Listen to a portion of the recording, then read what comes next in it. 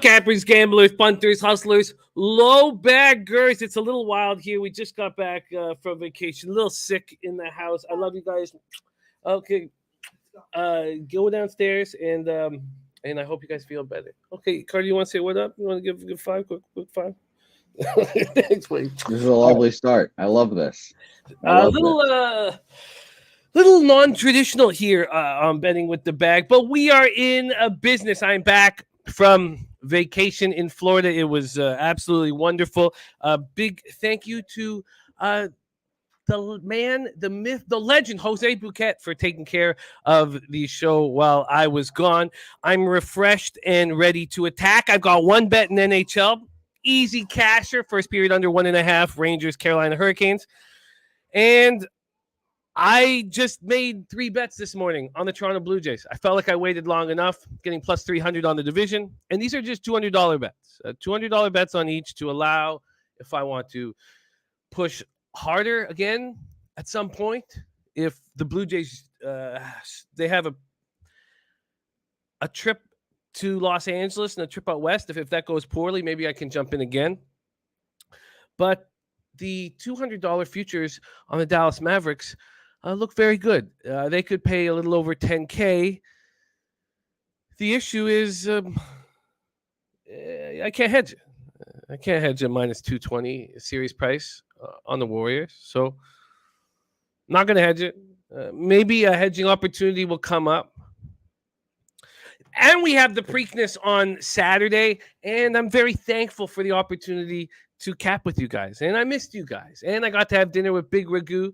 I didn't get to hang out with Ron Walsek in Clearwater. We were only there for about 36 hours, so I didn't get to hang out with Ron Walsek. But there's also big news here. It's Caden Nutflush Allen's son, Caden Allen's birthday today. Big Caden. Happy birthday, my guy. I hope I hope the sun is shining. Hope you're around a very attractive. Actually, I probably shouldn't say any of that stuff. But I hope you're going to have a great day, Caden. And we love you. We love you very much here at Betting with the Bag. Shout out to all the cappers rolling with us. Thank you guys for joining us. Sammy Calmer in the house. We got Peanuts. How was the vacation? The vacation was great. My futures on the Avalanche and the Lightning look spectacular. I got to watch the Mavericks slowly place their balls in Booker's mouth. That's after Trotwam told me that the best player on the floor was Devin Booker. He told me that on our last show together, that the best player on the floor was Devin Booker. But I got to watch that. So glorious. I've all of my players in both my playoff pools moved on to the second round, and it's winner takes all in both. I expect 1.6K there. So it feels good. It feels really good. Thank you for the love, Peanut, my guy. And it says Jose was cool. I got great news. Everybody telling me how good Jose was. I loved hearing all that. Nutflush Allen, there he is. And it's his son's birthday today. Jedi for life, much love. Professor Chris says last 2 days have been wacka. It's been a glorious time. It's been a glorious time. Slatsy, how about our Lightning futures? Slatsy and I came in around the same time on the Lightning futures. We thought that they would turn it on. They did not. God damn, are they precious? Precious. What are the playoff team? What's wrong? Sorry, we didn't get in. We had some flight issues leaving Dulles in our layover, so we didn't get until about 1:30 in the morning. Look at that. Dennis says yesterday Jose held a moment of silence for Chris Paul's career. Elite stuff on Betting with Bouquet. I love that. Billy Friedrich, D. Jenkins, Red Girl in the house. Rem Most, O'Brien, Palmer, J-Dub. It's great to see all of you guys. I've not made any moves on today's baseball card thus far. Joey Harb in the house. There is Dommy Gun Slatsy. Do a leche. I like it. Cashman Maxwell, Rodney Barton, Johnny Gonzalez. Dennis Garcia said it was plus 340 on Monday. It was not perfect. I did not do it perfectly, Dennis, but I did pretty well. Every single one of my friends moved on the Blue Jays preseason. I did not. It was not perfectly done, Dennis, but it was pretty goddamn good, you'd have to say. That I stayed off and I waited, and I could have done it better. I could have done it at the start of the Mariners series. Yes, I could have. But, I still did it pretty goddamn good, Dennis. I could have easily made moves on them. It was still plus 375 to win the AL last night. I wasn't even going to move on the AL, but I moved to plus 425 this morning. How could it still be plus 375 last night? Makes no sense. Dommy Gun swept the series bets NHL first round, and so did Slatsy. You guys are spectacular. And look, the Rangers needed some help to get by the Penguins, much to Dennis Garcia's chagrin. And Ottinger and the Stars gave the Flames a run for their money. So it could have been better. Could have been better. But I'm excited. We had 3 future bets done bet this season on Conference and Stanley Cup. And one was the Stars. Look, that's gone. But the other, Lightning and Avalanche. It feels pretty goddamn good. Galactic High says the Lightning are mediocre, but Florida are frauds. The Lightning aren't that good of a hockey team, but they know how to win. They know how to win. Sometimes that's all you need, Dennis. Sometimes that's all you need. Slatsy, Roger, that in the house. Eric Jones, Danny A. It's great to see all of you guys. I wish I could give you all. That's right. Yeah. Oh, man. Okay, I love you guys. Time to get to work. We have a huge show today. It's nice to be back in business. Caden's birthday today will shine a little. Look, Caden, one of the youngest cappers in the game. The guy bets his lunch money and brings his dad's monsters to sell if he needs lunch money. Who needs lunch money when you're gambling? Says Caden. And we love him very much. And I can only hope that my son Carter follows in your footsteps, Caden. That's all I can hope. That's all I can hope. And I did see that there was people on the over in the Panthers Lightning game. Shocking to me. What's the Panthers' power play percentage? 0? The Lightning aren't that good. And without Braden Point, they're above average. But they know how to win. And I think they'll put me in a nice financial situation. I really do. All right, it's time to get to work. So we have NHL, 2 games with NHL. Then we have the full MLB card. And then we have Derl. So we have Daby Cab for MLB and Derl for NBA. And it's nice to be back. Slatsy says, love it, Jimmy, with future on bolts, but the point injury is a concern. It's not as big as a concern as it was when it happened. When it happened, I thought we were done. But he tried to come back, so it isn't like a broken bone. And then he practiced. So there's no way they'll bring him back in game 2. Maybe they bring him back at home in game 3. They don't have to. Maybe we need him for the conference finals that is likely against the Hurricanes. Sammy Comer says Tampa unders 1 point doesn't play. Sammy Comer, Tampa unders 1 point does play. They're playing that style of hockey right now. All right. Let's bring on got Bolts plus 750 to win the East. That's beautiful because my numbers weren't very good, man. I believe it's 7-1 to win it all and plus 375 to win the East. It was I timed it quite poorly. Quite poorly. There's Cheshire Cat. All right, let's get to work. Bring on your first guest, Pride of Belleville, Ontario. Please welcome Mr. Gogster to the house. Mr. Gogster, how are you, my man? Good to see you, Uncle Jimmy. Good to have you back, brother. I see you got some color, too. Looking good, my guy. Looking good. Thank you. It was a great time. It was a great time. I feel refreshed. There's no more vacations now for me for the rest of the year. Focusing only on getting that cash, which we've done a pretty nice job of Yes. late. Mavericks money line. I'm up double-digit units now in NBA after being down 23 units. Woo. It feels good. Okay, And right. but we have work to do in NHL, Gogster, and you're just the man for the job. Let's get right to work. 7 p.m. Eastern. Second round, game 1. New York Rangers at the Carolina Hurricanes. And it's hard not to start with your thoughts on your futures on the Hurricanes and then talk about the 6 Hurricanes that were New York Rangers that include 4 of their top 6 defensemen, Gogster. So let's start there. First off, how comfortable are you with your futures on the Carolina Hurricanes?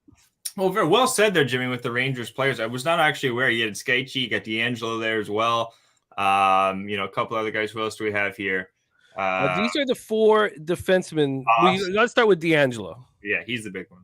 He is the big one. And when they talk about why he left New York, because I was reading the New York Post, and you can call it a shitty newspaper all you want, but in America, I read the New York Post, and I love the sports section very much.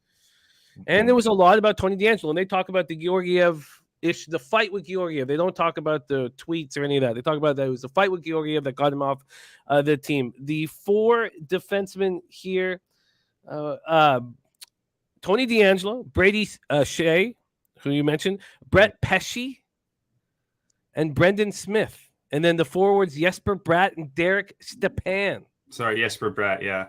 And Stepan. Well, I'm the forwards, I'm not, I don't see Stepan in the lineup there.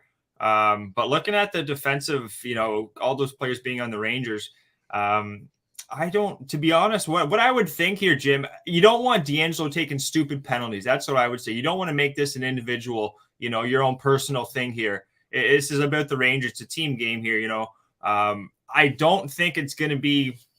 You really caught me off guard with that one there, Jim, to be honest. I wish I did a little more research there. But I still think they're one of the, just looking at what they have here, Jim, 3 good lines. Looking at the Rangers, they only have really 2 with their 2 defensive pairs, that being Lindgren, Fox, Miller, Trouba. So they do have 3 lines in Carolina.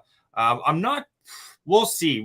In these games, Jimmy, to be honest, I'm not as strong on my 2 plays. I want to see these series as they go on to get a better feel for it. I think they're going to be strong. I think the line's a little bit heavy for Carolina, to be honest.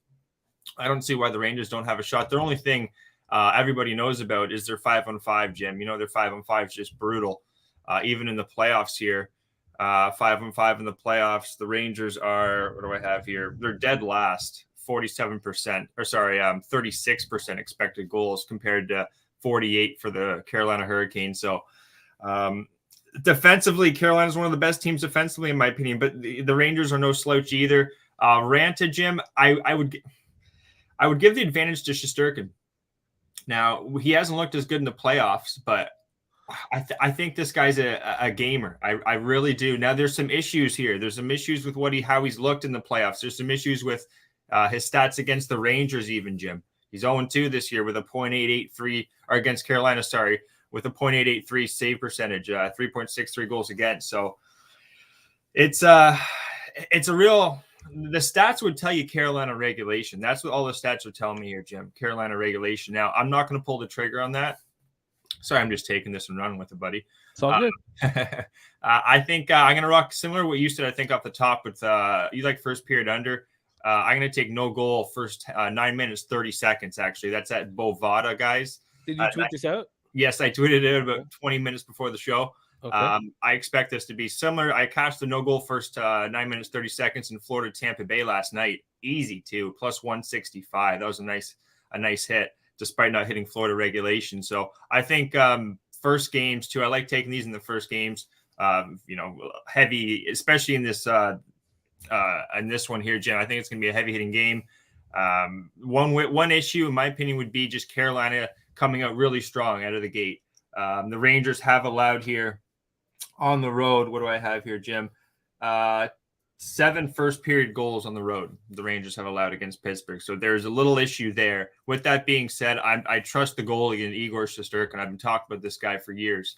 So I'm going to trust him in this situation for the first period at least. First 10 minutes, first 9 minutes, 30 seconds, actually. No goal. That's at plus 120, Jim. I got that up, buddy. So, I think it's going to be tight early.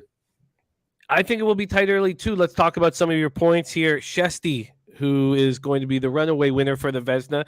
36-13-4, 2.07 goals against average, 935 save percentage, 6 shutouts in the regular season. In the playoffs, 3.66 goals against average and 910 save percentage.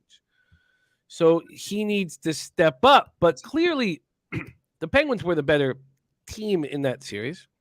But the Rangers have pieces of the puzzle, and mainly a power play that is hitting at 31.6% in the playoffs compared to the Hurricanes power play that's doing very little, 13.9% power play in the playoffs. And then we talk about Ranta. We have some great stats coming in from the chat from Billy Friedrich. Says Ranta's splits also show you how he plays much better at home. 2.07 goals against average at home, 2.87 on the road. And Ranta has stepped up in the playoffs. And Billy Friedrich made the great point that Ranta was a Broadway blue shirt for 2 seasons. So we have 7 players. Great point there from our guy, Billy Friedrich. 7 players. Ranta did play 2 years there in New York before he was traded to Arizona. We have Ranta, 2.45 goals against average, 912 save percentage in the regular season. In the playoffs, 2.37 goals against average, 927 save percentage in the playoffs. So LJ from H-Town says Carolina is a play. Don't overthink this. Thank you, Jeffrey Blue. I did. Steve G saying Kemper for the best. Kemper did. He was the best goalie in the second half of the year. You can say that for sure, which is shocking. I'm surprised to say that. But I don't think this is as cut and dry and simple as everybody else thinks. I don't, because of momentum. And we see teams go down 3-1 in a series, win 3 straight games, and get on a roll. Yes, Crosby missed game 6. Yeah. Yari had to come back. Pittsburgh was the better team 5-on-5. But there's something special going on right now in New York. And Panarin was absolutely terrible in the beginning of the series. And you could say Zibanejad was as well. And now Kreider and Zibanejad and Panarin are the toast of the town. And everybody's talking about New York Ranger hockey right now. And Richie Rich says potential upset alert, Rangers. I don't want the Hurricanes here. I'm not going to pick the Rangers. I don't think of what the line was with the Boston series. They were like minus 120, 125 against Boston. Now they're minus 165 against the Rangers. Really? Like, I think that line is a little bit out of whack. I do think this is going to be a really tight series. So not as tight as the Dallas Calgary series, but defensively, I really like these two teams, despite 4 players being, you know what, if I think about it, wouldn't you think those 4 players, I don't know how long they were with them, but they would definitely know Fox and company. They'd know Trouba, Miller. So I would give the advantage to Carolina, just thinking more about that, Jimmy, kind of knowing 4 guys being on the Rangers, kind of knowing what they're about, kind of their system.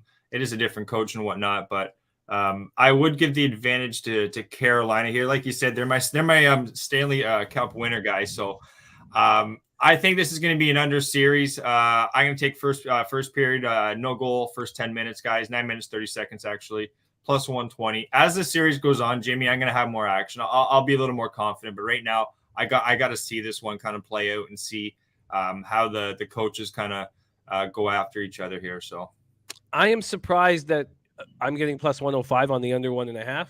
I like your plus 120. Yeah. Rodney Barton looking at Panarin and Kreider shot on goal props. I'm very excited to see how Rod Brind'Amour plans to attack the top 2 lines of the Rangers. Let's just talk a couple more things. Of course, table has been set. Both teams coming off very exciting game 7s, especially in New York in Madison Square Garden. We talked about the top 4, the top 6 defensemen of the Hurricanes are ex-Rangers. And Jacob Slavin has been absolutely amazing. He's playing over 23 minutes a game.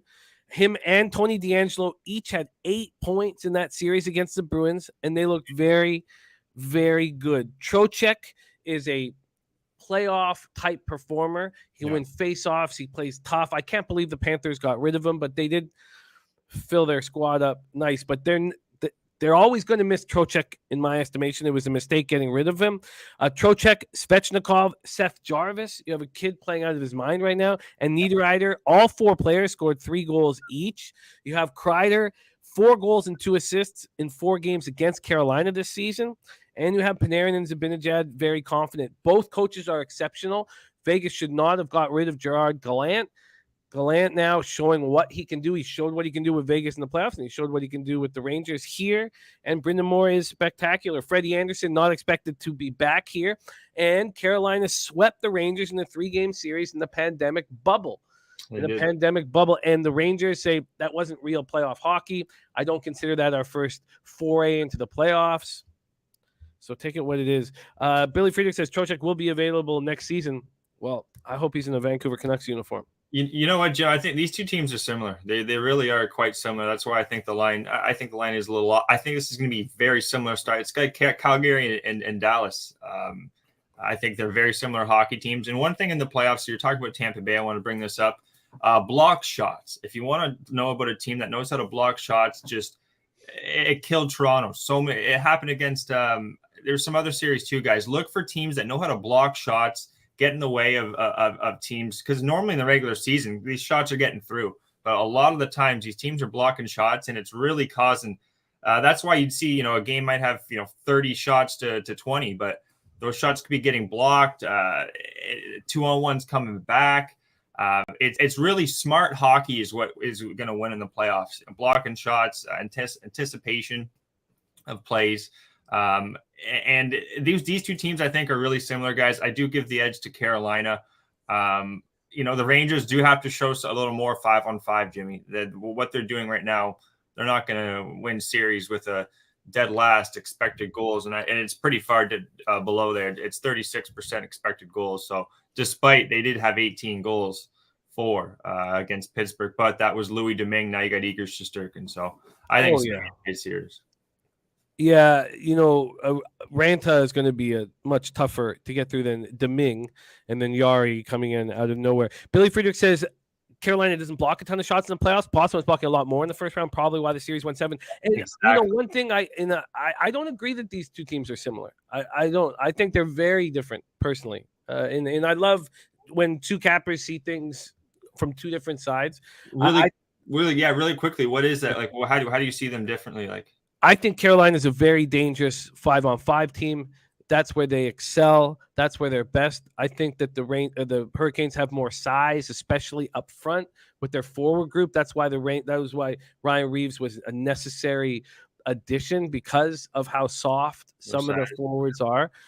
So I see from if we wanted to look at Seth Jarvis versus Lafreniere and Kakko, I do think that the younger talent on the Rangers side of things is some of the best young talent we have in the NHL, and they haven't stepped up yet. We haven't seen them step up yet. But I think that the first line of the first two lines, there's no Jordan Staal on the New York Rangers, and going up against him, in all the tough situations and all the tough faceoffs is very, very difficult. Then you have Aho coming up. So I just think that size and 5-on-5 against the offensive team that can step up, I just see them as very, very different teams. And who would you rather have in the playoffs? Certainly you'd rather have a team that's very tough 5-on-5 that can put Staal out in all tough situations. You'd want them. But Big Mo, and I know when I say that there's something special going on in New York, Dennis Garcia just thinks luck box and things of that nature. I get it.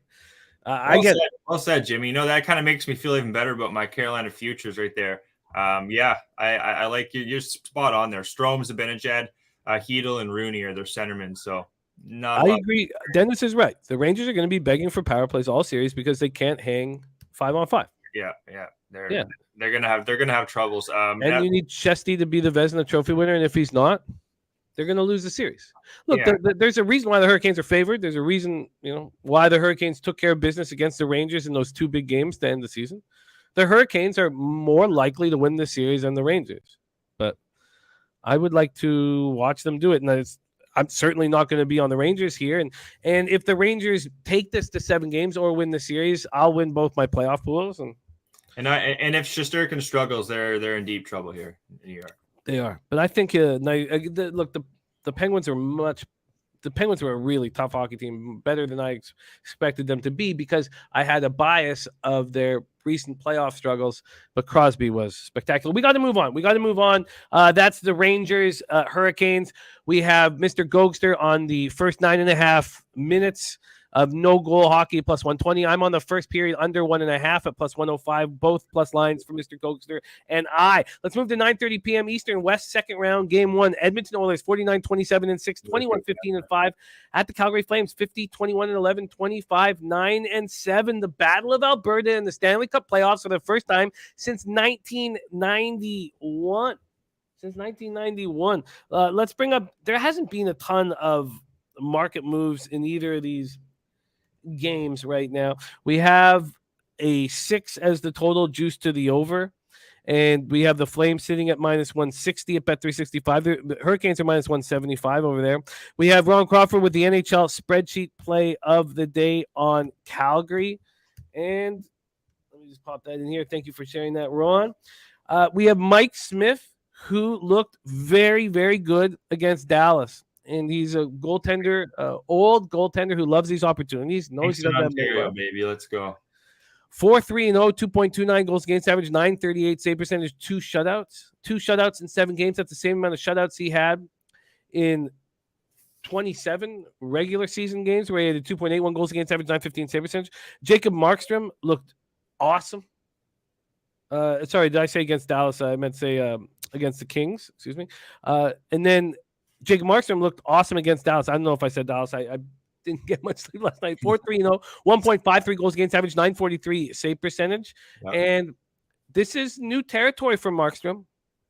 If you remember the Canucks runs in the playoffs, it wasn't Markstrom in goal for us. It was the Iron Lady, Thatcher Demko. Oilers' power play in the regular season fell off in the second half. It looked very good in the playoffs. Thank you. Thank you. The Oilers' power play 36.8% in the playoffs, and penalty killing was very good, 87.5%. Flames' power play was just 8.3% in the playoffs. 91.7%. Jim, I said this guy's good. You were right. You were absolutely right. Good. Rem said I did say Dallas. I apologize for that. So here we go. The Flames did not look good against an average Dallas Stars squad, but they got past. And sometimes you'll see teams like the Flames. So, I mean, look at when last time the Flames won the Stanley Cup. They had a 7-game series against the Vancouver Canucks. Now, we're going back to 1989. Okay. The Flames were 56 points better than the Vancouver Canucks. And the Flames needed a goal off of Jim Poplinski's skate in overtime to take out the Canucks and then roll right to the Stanley Cup Finals. Let's go back to the time that the Flames made it to the Stanley Cup Finals against the Lightning and lost, and could have won if someone counted that Jonas goal. The same thing happened. It was what I deemed the best Vancouver Canucks team in the history of our franchise, but it was the year that Todd Bertuzzi smashed Greg Moore's face into the ice and was suspended for the rest of the season. And then we moved Matt Cook onto that first line. It still took a overtime goal in Game 7 for the Flames to get by the Canucks, and then they go on to the Stanley Cup Finals. So we have 2 recent examples of the Flames needing an overtime goal in Game 7 of the first round before they go all the way down to the Stanley Cup Finals or the Stanley Cup. So I don't think we should take too much into the fact that it was that tight because we've seen it before. So Pacific Division champ Flames finished 7 points ahead of the Oilers in the regular season. They split their 4 meetings, and you're going up against a team that I think is pretty easy to play against in the playoffs. Connor McDavid and Leon Draisaitl, and you have Leon Draisaitl with an ankle injury. He doesn't look like himself out there. Draisaitl, Evander Kane, and Nuge didn't practice, but they're all supposedly good to go. Yeah. Chris Tanev missed Game 7 of the series against Dallas, but he is supposedly good to go. So you have McDavid and Draisaitl on one side with a team that doesn't have enough depth against a team with a ton of depth and 340 goal scorers, Goudreau, Tkachuk, and Lindholm. And Lindholm was just nominated for the Selke Award for the first time. Wow, good for him. So take it away, Mr. Gogster, Oilers, Flames. Well, you know what, guys? In this one here, great background history there, Jimmy. I wasn't too aware of that. But yeah, Ottinger, guys, just stole, kept that team in the game. It took a perfect goal from Johnny Gaudreau on the side there just to beat him in the shoulder. Literally, guys, probably about that much room for the puck. And he sniped it there, top corner. Looking at this series, though, Smith, Edmonton's completely healthy, but defensively, Jim, just pulling up the, Nurse, CC, Keith, Bouchard, Kulak, and Barry. Defensively, compared to even the Rangers and Carolina, guys, this is a much weaker defensive team. Minutes last game were heavy. Nurse, CC, Keith, Bouchard. Looking at their lineup here, Draisaitl, him being not 100% does not help this team at all. Cassian, McLeod, Puljujarvi, they're kind of moving around Puljujarvi. I'd like to see him kind of up there, to be honest, Jimmy, on the first 2 lines. But They got Archibald Ryan with Nugent Hopkins. Yeah, no, sorry. This I don't know what this website's telling me. It's kind of all over the place. But looking at this series here, Jim, I'm leaning towards goals. Similar to one of the guys in the chat here, we're saying this is not going to be the trap style like Dallas was for Calgary. Edmonton's going to be much more fast paced. This is a battle too, guys. These two teams do not like each other. I'm going to say at least 6 games, Jim. 5. I wouldn't say 5. I'd say 6 games. I do think Edmonton is in a little bit of trouble here. They didn't look as good as I expected against the Kings. The Kings put up a good battle. Markstrom, no, Jimmy, against Edmonton this year. He's 2-2 with a .884 save percentage, 3.54 goals against. And then even dating back, I know this is 2020, 2021, but Edmonton was had an 884 goal.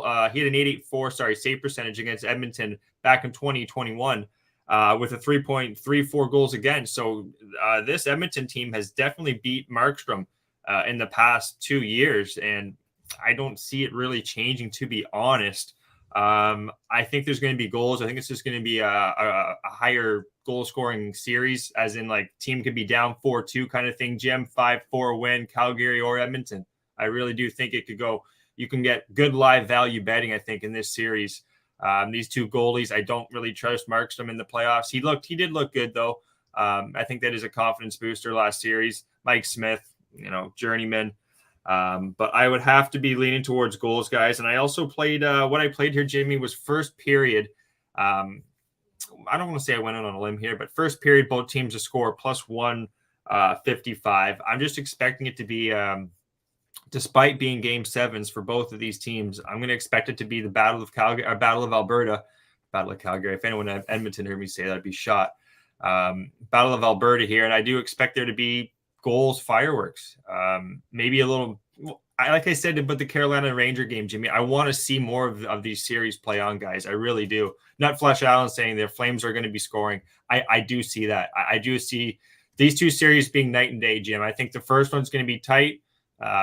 Defensively, I think they're going to be a lot more accountable, despite there being not as much experience. Where here, I don't like the defense for Edmonton. Goalies, we'll see what happens with Markstrom. That's a guy I really want to see how he performs here, because his numbers, guys, his track record, from what I'm seeing, they're not good against Edmonton. They're not good. So we'll see how he performs here, but I think we're going to get some goals, Jimmy. See, I don't. In the first period, I came so close to taking the under 1.5 at plus 125. And then I've seen you now. I saw that, 10 or 15 minutes ago that you're on both teams to score. I don't dislike it at all. I mean, you're making a move on the plus 155, and that's what we're supposed to do. Find plus lines and that correlate with how we see the game playing out. But I tell you what's just happened. Going over those runs that the Flames went on and how they needed that overtime goal in Game 7. I was in LA, living in LA when that series happened, the last one when the Flames went all the way. And when Matt Cook scored to bring that into overtime, that's the loudest I've ever screamed in my life. I thought that Canucks team was so good. Now, clearly without Bertuzzi. Bertuzzi was the most dominant player in the NHL that season. That's Sterling, Ontario's own Matt Cook right there, yeah.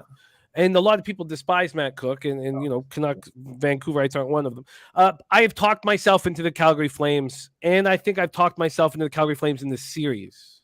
I think with a banged up Draisaitl too, that's not good. I don't like their playoff experience. They're like the Leafs, they said, except they got through, fucking Toronto.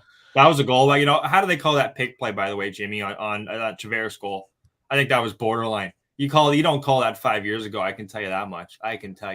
It was pretty. I don't know. That was a pretty blatant one to me. What I'm seeing is he's going to he's pretty much following like a guy behind both of them, and he sees the guy following Tavares. He's going to run into him. So what's he going to do? Just go around him? Like they bumped into each other, and it wasn't like a blatant. He cross-checked. He went like he tried to trip him. It was a hockey play. I have no compassion for the Leafs losing, so you're not going to get anything from me here, Gogster. Leafs fans know that was bullshit. We got shafted once again. Right. 2-2. Okay. Well, we'll hear the same fucking story next year, I'm sure.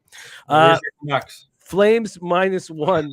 Flames -1 is going to be added to my action here. Flames -1 here.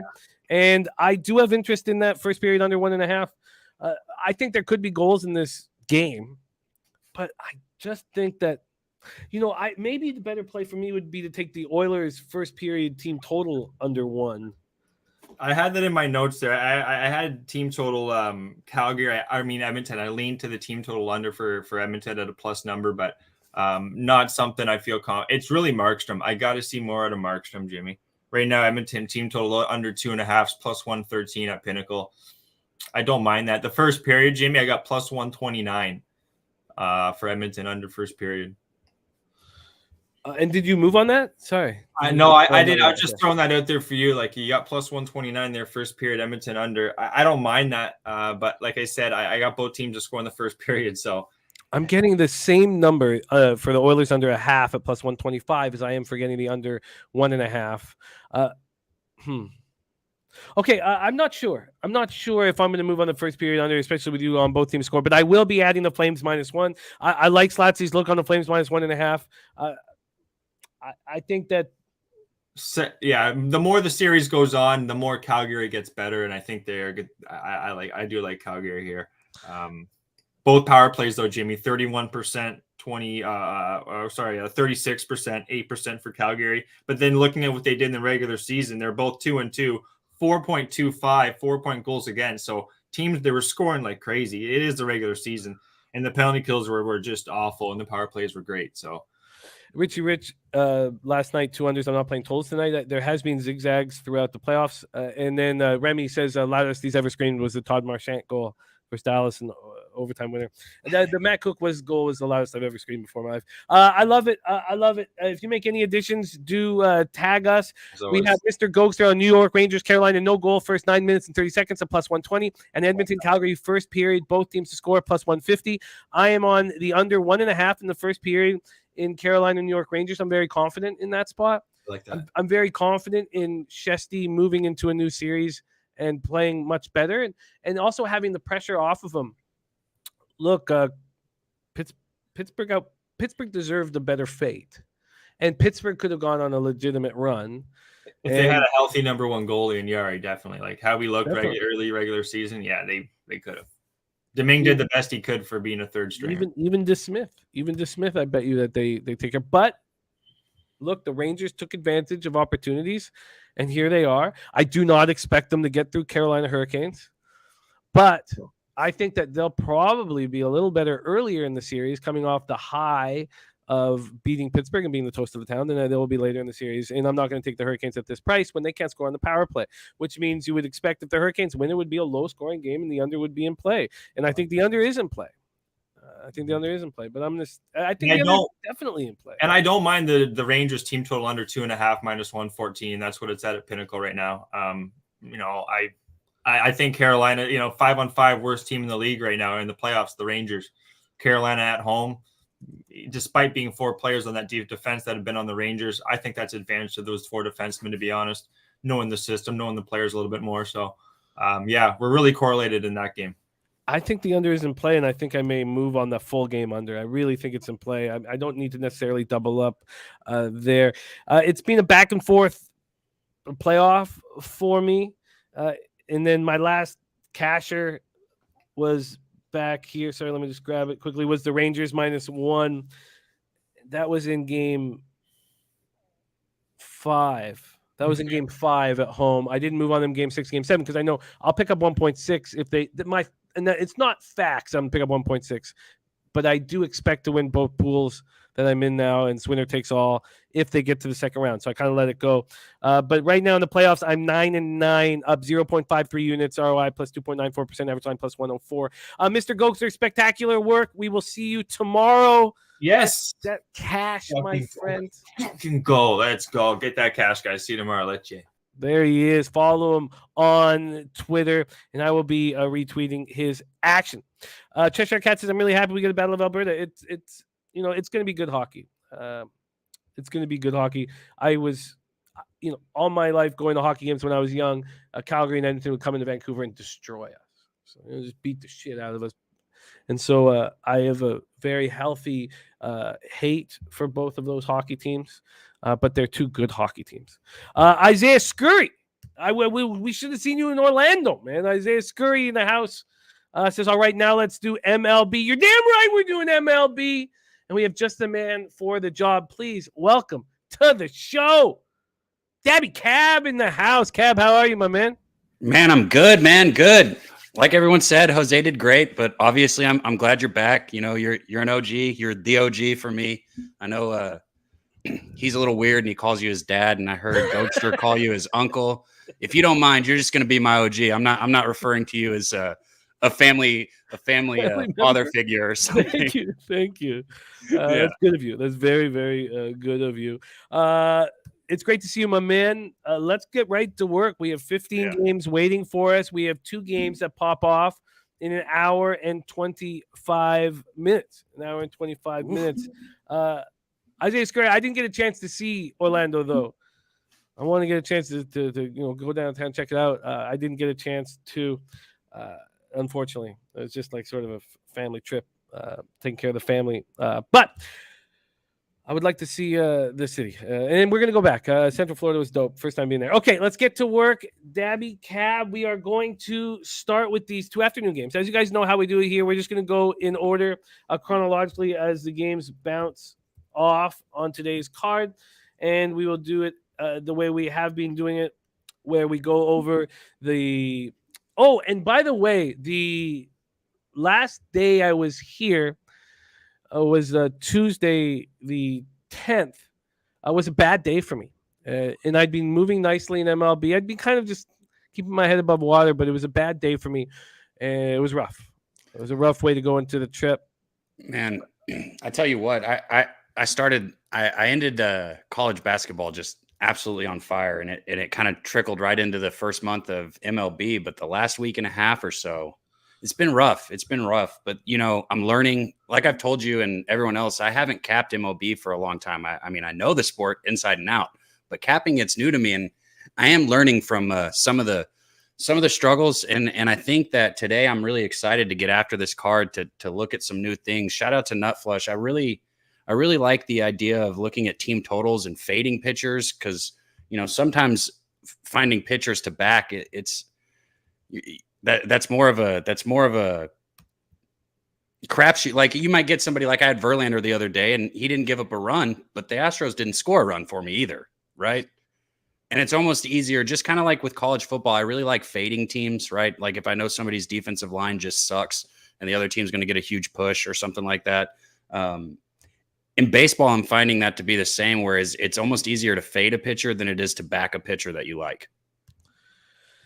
Yeah, and for those of you watching or new to the show, when Daby Cab talks about, you know, really intimately knowing the sport of baseball, you know, he was a pitcher. You know, he was a pitcher at Texas Tech, was drafted by the Brewers. So that's why we're so excited to cap with you this year. And it's going to ebb and flow. You know, it's going to ebb and flow, and there's going to be tough weeks and there's going to be great weeks. And we've seen the move from the very low scoring games to the higher scoring games. The weather's warming up, and pretty soon all our attention is going to be on MLB baseball. Very soon, everybody's attention is just going to be solely on MLB baseball. So let's get right to work. And Slatsy says, always learn from the struggles. There's Schnizzle in the house. Oh, Isaiah Gray, I just was at like this water park with the fam. I took the kids to Disney Springs one day. I mean, it was just with the family. It was all family, because now that I'm back capping, it's going to be only capping. All right, let's get to work. And Uncle Oliver, thank you for the kind words. We start at 1:10 p.m. with the Atlanta Braves, 17-20, 7-9 on the road to the Milwaukee Brewers, 23-14, 11-5 at home. We're at American Family Field in Milwaukee, Wisconsin. As the weather heats up, they open up the roof in Milwaukee, and even when they open it up, it's not like other stadiums. I don't feel like the wind plays too much of a part here. But let's talk about the weather here in Milwaukee. And it's too cold, so roof closed for sure. Wow, it's freezing. Who would have thunk that? Freezing still in Milwaukee, 48 Fahrenheit, first pitch 9 miles. It doesn't matter. So the roof is closed there in Milwaukee. We'll go over to the market quickly here. We have the Braves opening up at plus 125. there's been a 5-cent move towards them. That happened at 7:17 this morning. From a totals look, this total opened up at 6.5 as a pick'em, and the initial move was 5 cents to the over. We now are back to 5 cents to the under. So the 6.5 is at -115. When we look at the money, not a lot of tickets in right now. Let me just refresh this here. I got to. This is a tough game, man. Burns is a tough cap right now. He, as great as his numbers are and as great as he is, he likes to just every once in a while throw the ball right over the fucking middle of the plate. And that's really, really frustrating if you back him, which I have done this year. And it's very, very frustrating because he's immaculate, man. He's just great. He's got great stuff. His numbers are great. He's probably going to pitch great. But I mean, sometimes he just leaves it right over the middle. And I'm talking at the worst situations, like maybe first and second with 2 outs. You just need one more pitch, get out of it. Oh, no, 3-run bomb. Sorry. He's been doing that a lot this year. I think he's given up 6 home runs already. And, for somebody who's only got what is it right now? He's only got a 1.77 ERA this year, but he's given up 6 bombs. That's his weakness. He's given up bombs. His sliders have been hanging. He's hung a couple of them right over the plate, and they've been tagged, no doubt about it. And we have Max Fried on the bump, and Richie Rich says Fried got killed last time. Max play Fried K-prop as a former college hard thrower himself. All right, let's talk about this a little more. First off, there's not a lot of tickets in here for whatever reason. Not a lot of tickets in at this point.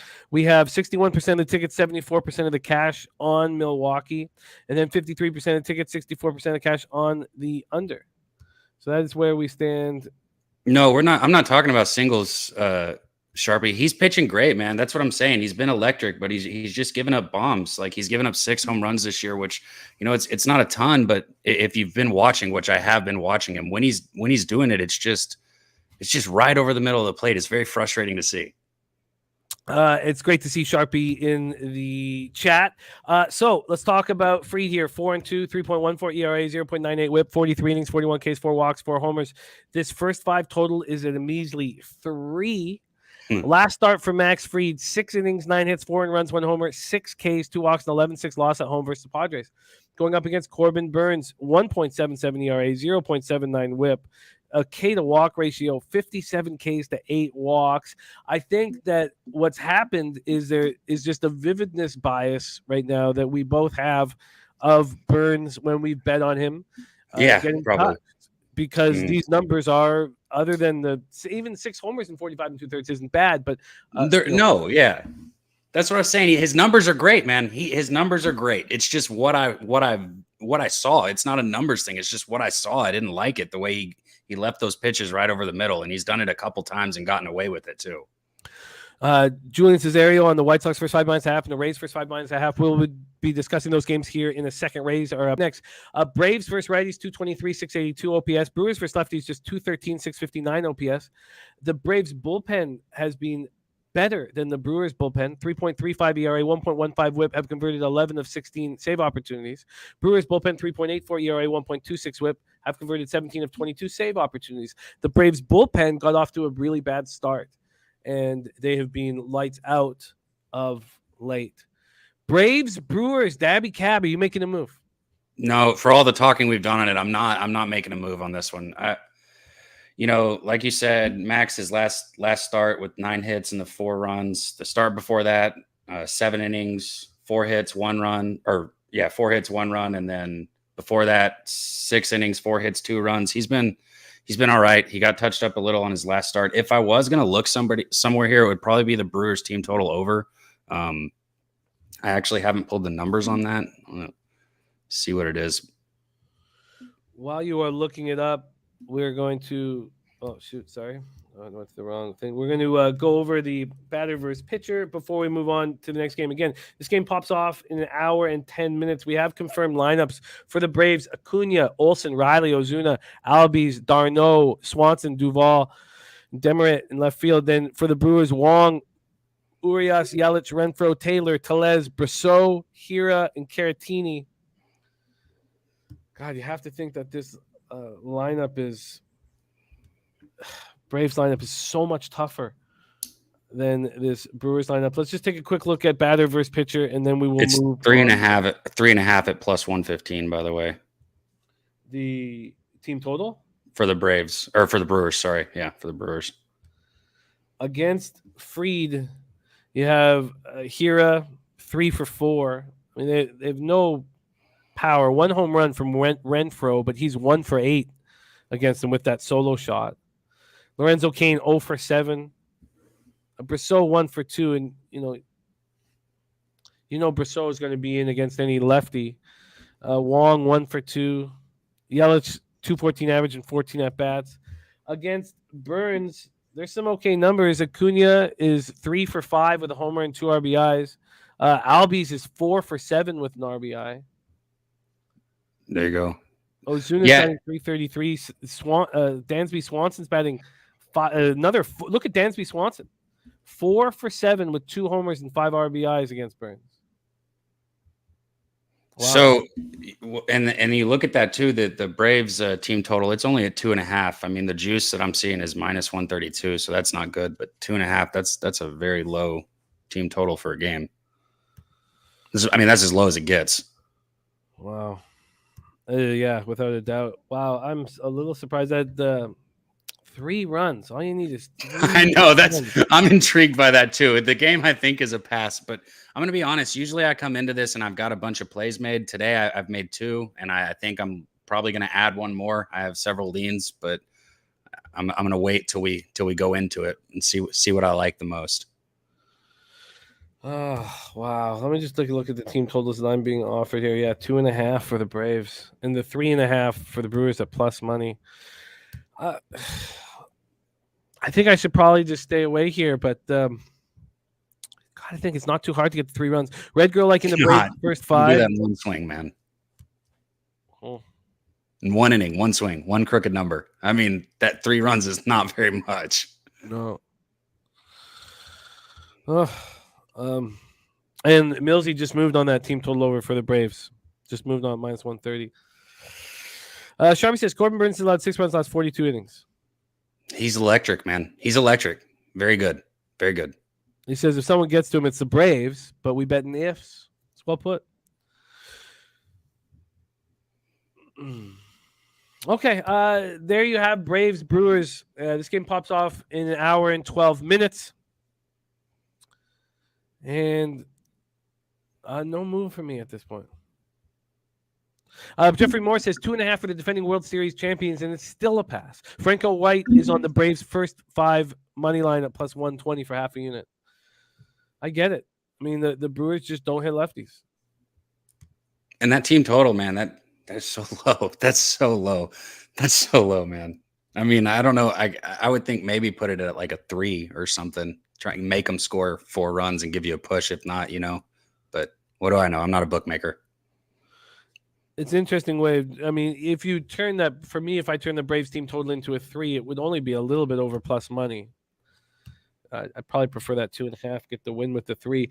No moves for Daby Cab or I. Let's talk about the other game that pops off in 1 hour and 11 minutes. The Detroit Tigers at Tampa Bay Rays. We're at Tropicana Field in St. Petersburg, Florida. Eduardo Rodriguez, the lefty, going up against Drew Rasmussen. Let's take a look at what we are dealing with here. We have the Tigers. Well, let's go with the Rays. The Rays opened up at minus 170, and all the money last night was on the Rays. There was a 40-cent move towards the Rays by just before 1 in the morning. Then this morning, all the money's been on the Tigers. We had a 25-cent move towards the Tigers at 8:13 this morning, another 5-cent move at 9:30, and then another 5-cent move at 9:37. So this morning we've had a 35-cent move towards the Detroit Tigers. From a total perspective, it opened up at 6.5 with a slightly juiced to the over, and at 8:50 this morning, we have moved to a 7. Now it's plus money to the over. Franco White says fade Rodriguez. Eric Jones says under 7 here as well. Yenny Toon is on the Rays -1. All right. Let's talk about this. Let's go over to see the cash. I don't think. Oh, we're starting to get tickets are starting to roll in now. Tickets are starting to roll in. So here we go with the Rays spot here. Still under 1,500 tickets in. We have 21% of the tickets and 39% of the cash on the Detroit Tigers. Wow. Then 55% of the tickets, 67% of the cash on the over, and it's moved to the over. I mean, if you're going to back the Tigers, Rodriguez isn't a bad person to back. Yeah, 3.72 ERA, 1.19 WHIP, 34 Ks, but 15 walks. His last start, he went 6 2/3 with 5 hits, no earned runs, 3 Ks, 4 walks, and a 4-2 win at home versus the Orioles. Going up against Rasmussen, who has been very good, coming off a 5-2 win at home versus the Blue Jays. If you go to his game log, all you see is win, win, win, Yeah. win. I mean, win, I win. wouldn't go with Detroit here. I'm just saying if you went with them. I mean, I can see it. This is one where I'm kind of like in the middle. I saw some people in the chat talking about Tampa Bay's team total here, which is interesting because I didn't really dig into that one a ton. But I think at 3.5 that might be interesting, and I'm going to look into that some more. I do think wasn't there a special play for that special person that calls you his father in this game also, though? A very, very, and it's good because nobody knows Eduardo Rodriguez more than our guy, Jose Bouquet. Let's just give you a couple more stats before we bring him in. Tigers versus righties this year, 211 with a 585 OPS. Rays versus lefties, 242 with a 687 OPS. The Tigers bullpen has been so good. 2.80 ERA, 1.09 WHIP, converted 8 of 12 save opportunities, while the Rays 3.47 ERA, 1.10 WHIP is good, but have converted just 11 of 17 save opportunities. Let's bring him in, star of Say Hey Plays, and a man who knows Eduardo Rodriguez very, very well. Please welcome to the show, Jose Bouquet. Jose, spectacular work while I was gone, getting rave reviews, my friend. Thank you for holding the fort and doing such a great job. Thanks. How do you plan on attacking this game? Well, first I'll shout out my guy, and shout out first of all Steen, of course. He puts me in the group chat. We meet all these lovely cappers, and then my other capper friend now, Green Room Picks, linked me to an article that gives us our first 5 records and all that stuff. And Drew Rasmussen obviously is one of the best first 5 pitchers. That's why I bring all this up. This all correlates. I like Tampa Bay first 5 -0.5 at -120. But I was a little concerned at the price there. And honestly, I didn't want to get, like a 0-0 because I think, maybe Eduardo pitches well here. But I'm going to contradict myself again. And Jimmy, let me tell you, I realized these last week or maybe since you were gone, apparently I just need Dad to cap because the record has been horrific, and I'm putting out the ski ladder here again, and I'm a little worried about it, but I'm going to do it. I'm putting out the ski ladder, Rays, team total over 3.5 at -130 and 4 at +110. Those are both available right now at our lovely friends at Bodog, Bet Dog. And hopefully, I'm pretty sure people can find a better number than the -130. I've seen -120s available out there for others, but I bet the -130, and I'm hoping that Eduardo gets touched up to this today. I mean, obviously his last 2 starts were great, but career against the Rays 2-4 with a 5 ERA and 13 starts, and specifically last year because maybe those numbers are outweighed because he was a young kid pitching against the Rays with the Red Sox to begin with. Last year went 1-1 with a 4.7 ERA and 4 starts. So thinking he gets touched up, but the low number is interesting. Definitely makes you think that he's going to pitch well. Well, it looks like the move towards the Tigers happened as soon as the Rays released. They couldn't have had. Maybe people got an inkling on what the Rays lineup was going to look like because it does not look good. Diaz, Franco, Ramirez, and Rosarena. There you go. There's good. But then Maya, Paredes, Brujan, Walls, and Phillips. That's not the 5, 6, 7, 8, 9 of a lineup that will scare you. For the Tigers, Grossman, Castro, Baez, Candelario, Scope, Castro, Torkelson, Barnhart, Hill. Which are you making 3 plays here? 3 bets here? Official? What are you doing? No, I'm just unfortunately my days of big cards are over. Jimmy, it turns out that betting 10 plays a day might not always be the most profitable thing, but when you're hot, you're hot. So I am rolling with the team total over 3.5 and 4. Right now, the 3.5 is at a shitty, juicy -130, but I'm betting it. That's what I bet it at Bovada. And the 4 is at +110. So hoping that the Rays basically cover the over-under by themselves. And that is something I definitely think they can accomplish, especially with Drew Rasmussen, Rasmussen? I don't know. I think he's a great pitcher, and I've been on him all year as well. He is. Big Ragu says, my trusty go-to bet is always Tampa Bay first 5 -1/2. Big Ragu will be on our show breaking down MLB tomorrow. Yeah. Ramos says, why does Jose seem sad? He doesn't look. He lives and breathes MLB baseball, and he's going through a bit of a tough stretch right now. He's feeling it. Right? There's nothing wrong with that. And couple wins, he's going to be. Remember when we had a baseball season start on time? He almost broke his computer with a. I actually did break my computer. I did have to replace it. So. Oh shit!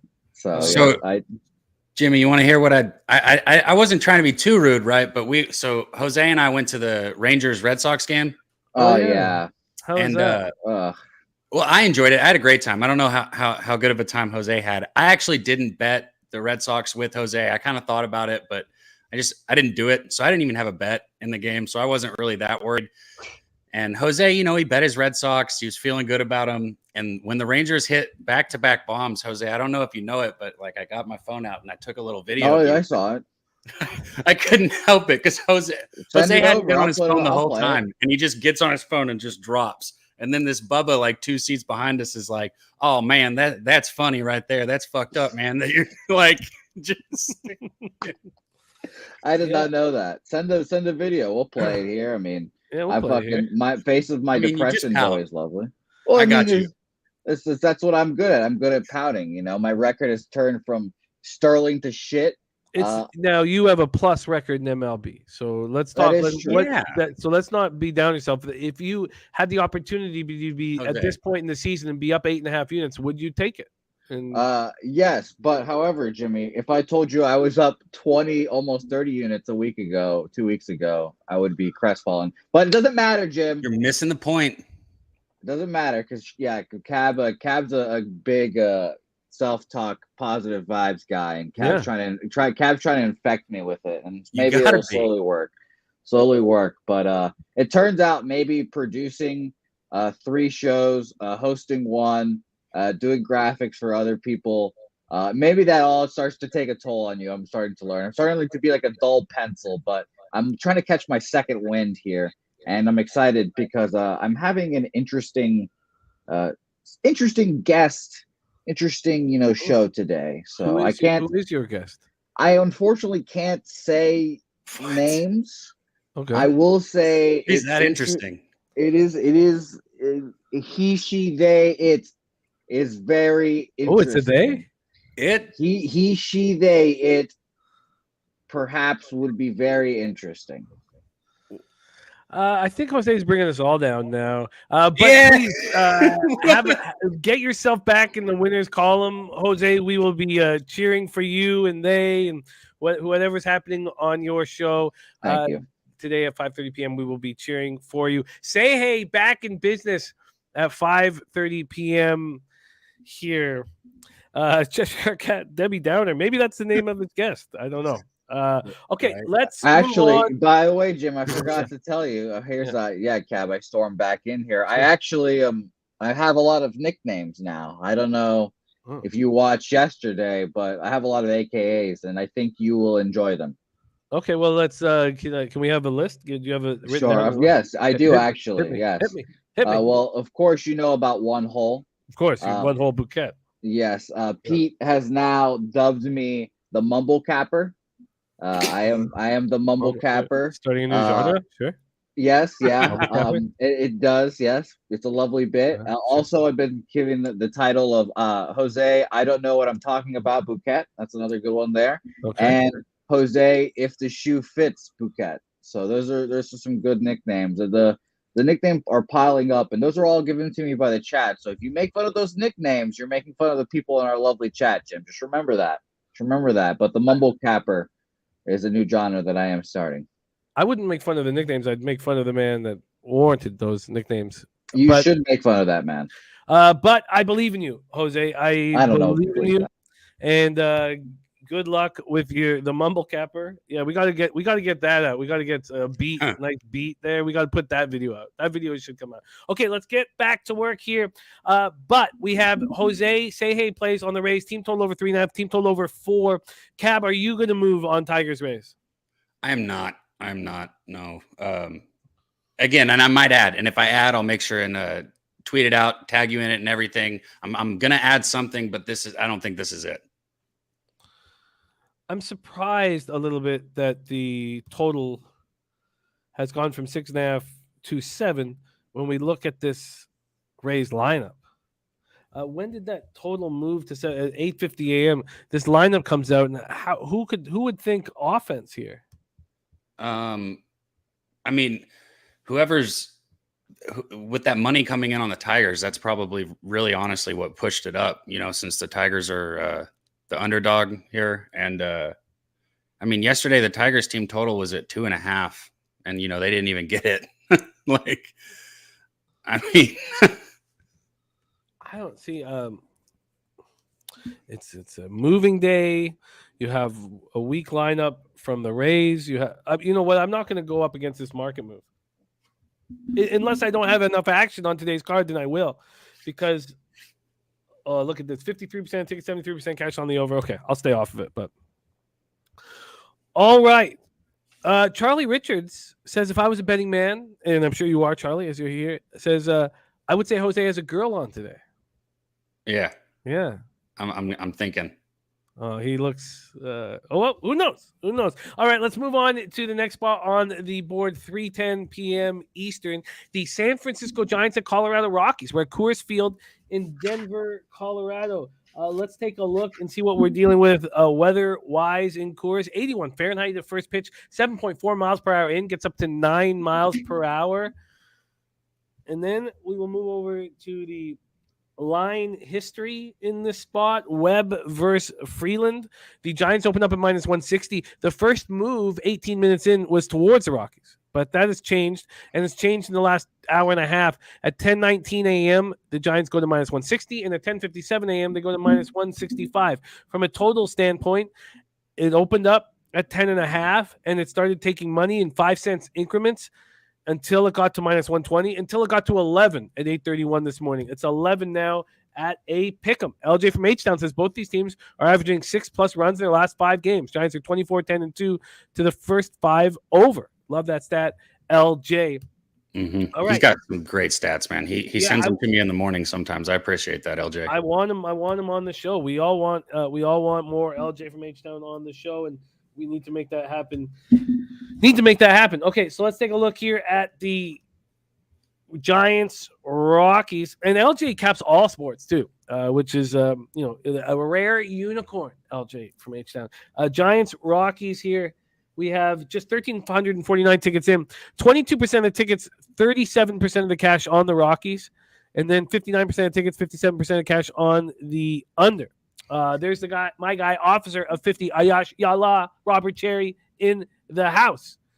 Logan Webb going up against Kyle Freeland. Webb 5-1, 3.48 ERA, 1.33 WHIP, 41 in the third, 28 Ks, 11 walks, 1 home run allowed in 41 in the third innings. His last start, he had back-to-back starts against the Cards. The first start he got lit up, and then he came back and pitched very well. And it's a zigzag theory that we see too often, which almost trumps handicapping at times, which it shouldn't. Obviously. And that's baseball. Yeah, that's baseball. And it's also Logan Webb. It's Logan Webb. I mean, Logan Webb's a great pitcher. He always has been. But he's been questionable on the road at times, and it was on the road that he looked very good. 6 innings, 3 hits, 1 earned run, 1K, 3 walks, an 8-2 win at St. Louis, going up against Kyle Freeland, who got violently touched in his last start at home versus the Royals. 4 2/3, 12 hits, 8 runs, 6 of which were earned, 1 homer, no Ks, 2 walks in a 14-10 loss. He signed the big contract and he's not looked good. 4.91 ERA, 1.58 whip, 26 Ks and 36 2/3. The Giants are hitting 222, 706 OPS versus lefties.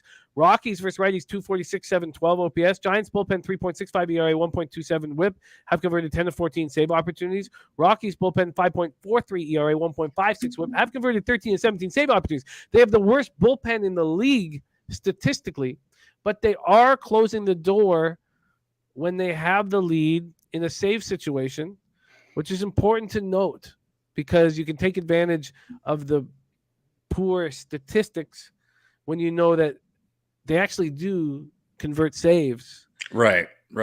Take it away here, Cab. Giants, Rockies. Man, so this one, again, and like I said, I have 2 plays. I've got a few leans. I don't have a play in this one yet. I think it's crazy that there's an over that it's set at 11 with Webb on the mound. But that being said, look at the last couple games and look at all the games that are being played, in the Rockies stadium. It's just runs just nonstop. I had the Rockies yesterday, so I'm going to be a little biased here. And, they fell down 8-1, ended up 7-10, which just like runs. Yeah. So I'm off this game just because I think it's a mental block I need to get over with the number that high. But anybody who's going with the Rockies team total over the Giants, I wouldn't go with the Giants team total, but maybe the over on the game. I get it. I see a lot of people putting that in there. It's everything we've seen, so it makes sense. And for me, that's not something I want to get involved in. Too many runs, too much volatility. I wonder if Nutflush Allen is in our chat. We'd love to hear your thoughts here, and also if the zigzag theory that we saw with Logan Webb could play a part here with Kyle Freeland. That last loss was at home versus the Royals, so he gets another start in his home ballpark. Do we still dislike the Giants versus lefties? Because the numbers against lefties are down across the league, and that 222, 706 OPS is not as bad. It sounds bad, but if you put it up to other teams, compared to other teams, it's not that bad. Against Webb, Charlie Blackmon hitting 400, CJ Cron hitting 375, Garrett Hampson hitting 400, McMahon hitting 429. They get to Webb. And against Freeland, this team can hit, man. The Rockies are, from top to bottom, they're a very good hitting team. They're fun to watch. They're fun to watch hit. Huh. All right. Giants, Rockies. Robert Franklin on Giants team total over 5.5. Giants scored 6 or more last 10 against the Rockies. Jeez. That's what I'm saying. This total, you can't look any way but over, which you got Webb on the mound, which, I can see how he could be a fade in situations, but not at 11 runs I don't know, man. Over is the only way I could look here, and I don't think I'm doing that. Gerald Jones says Giants have 11 straight wins versus the Rockies. Galactic High is on the Giants Rockies over 11. Giants, that doesn't sound too bad to me here, actually. Red Girls on the Giants first 5. Huh. Okay. No move for us at this point. JPZ says, hit that Rockies team total over. 7 in a row last night. Rockies over at Coors is money. Says, why should I jump off this cash train now? That Fenn says Giants is the only way I look at it. Eric Jones says San Francisco is 10-1 straight up in this spot as a -140 to -160 road fave. Wow, that's a great stat, Eric. And Sharpie says moving day. So you're going to expect a weaker lineups here. Do we have, let me just see if I can refresh and get the lineups here. We're about 3 hours before game time. We have a confirmed lineup from the Rockies. Blackmon, Daza in center field. Cron, McMahon, Rogers, Grichuk, Hilliard, Hampson, and Servin. That is an ugly lineup. Ooh-wee. That's it. All right. Yeah, that changes it a little bit. Oh, Sharpie says no Blackmon. I've got confirmed lineup Charlie Blackmon leading off at DH. I definitely want to know if he was in or not. If I was playing something here, that change. He's one of those players that can change a lot. Yeah, no Chris Bryant. Okay, that's the Giants Rockies. So the only moves that have been made so far in these three, we've got we got a couple more, two more afternoon games, but the only moves that have been made so far have been from Jose in the say hey plays of the day. Rays team total over 3.5 at -130, and team total over 4 at +110. Sharpie, no worries, man. This is all us working together. We love having you in the chat, my guy. Let's keep rolling. 3:37 p.m. Eastern is next up. Minnesota Twins, 21-16, 8-8 on the road at the Oakland Athletics, 16-23, 6-13 at home, and we are at the Oakland Coliseum in front of a few hundred fans. We have 72 Fahrenheit at first pitch, 5.2 miles per hour out, gets up to 7.1. So 72 Fahrenheit, 76 Fahrenheit, 79 Fahrenheit by the end of the game. So it's warm in Oakland. Warm in Oakland. Let's move over to the market here in Oakland. We have these Twins opening up at -155. They've moved up to -170, a 15-cent move towards the Twins. This total opened up at 7.5 and is now at 7. So we've gone from 7.5 down to 7. Let's move over to the cash flow in this A's Twinkies spot. Still not a ton of tickets, not a lot of money. You know what? I don't know if people have been losing in MLB, but these games are tough right here too. These first games, like I'm sitting here when you say it, we don't have many plays in them, and as much as I want to, give people plays, like that's not what we're here to do. We're here to win, and I'm not. Exactly. And I can't just throw something out just because. So we do have plays. It's just these have been some tough early games. I feel like Sharpie says Oakland first 5 team total under 1.5. At -135 says I'm on it. Sonny Gray back where he started. If you think Sonny Gray's back where he started, the Twins, however you want to play him here, would be a good look, in my opinion. Against Dalton Jeffries. So let's take a look at where the cash lies. And we shouldn't take too much into it because there's only... Oh, by the way, we haven't been tracking this, but Sports Insights has half value. Nobody's got full value. There's 4 teams with a half value. One of them is the Rockies. One of them is the Tigers. So we've seen the Rockies and Tigers so far. Here we have 20% of the tickets on Oakland and 42% of the cash, small sample size. 46% of the tickets on the over and 61% of the cash on the over. 32-year-old Sonny Gray, God, doesn't he? I was shocked when I saw he was 32. Feels like he's been pitching forever. A long time. I thought we'd see a 35 or 36 by his name, but he's just 32, and he hasn't completed 5 innings in any of his 4 starts. He's gone to 4 2/3. He's gone 4 1/3. 4 1/3 was his last start. 12-8 win at home over the Guardians. 4 1/3, 4 hits, 2 earned runs, 1 homer, 8 Ks, and 4 walks in the 12-8 win. He's a 3.68 ERA, 1.36 whip. He has 20 strikeouts in 14 2/3, but 9 walks. Very high K to walk ratio. 9 walks in 14 2/3. Going up against Dalton Jeffries, who's coming off a really nice start in his last. It was at home versus the Angels. He went 6 innings, 5 hits, 2 earned runs, 1 homer, 4 Ks. 4.84 ERA, 1.25 whip on the year. Twins are hitting 231, 690 OPS versus righties. A's versus righties, 198, average 562 OPS. And this Twins bullpen's been very good. 3.25 ERA, 1.18 whip, and have converted 9 of 12 save opportunities. Take it away here, Cab, Twins, A's. Man, yeah, I know you said Jeffries had a good start last time, but that's, if you go back the 2 before that, 5 innings, 7 hits, 4 runs, 5 innings, 11 hits, 6 runs. So that was a great start for him, his last start. Last time he threw 2 starts ago, it was against this Twins team. It was 5 innings, 7 hits, 4 runs. I'm going to look. This is because I have written down here. I'm heavy lean on the Twins.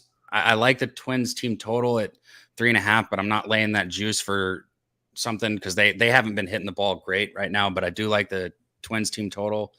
I might get involved with the Twins some way, shape, or form here. This is one of my heavy leans. I'd like to see what some of the chat's saying and see what you have to say with it. But for me, Jeffries is a fade.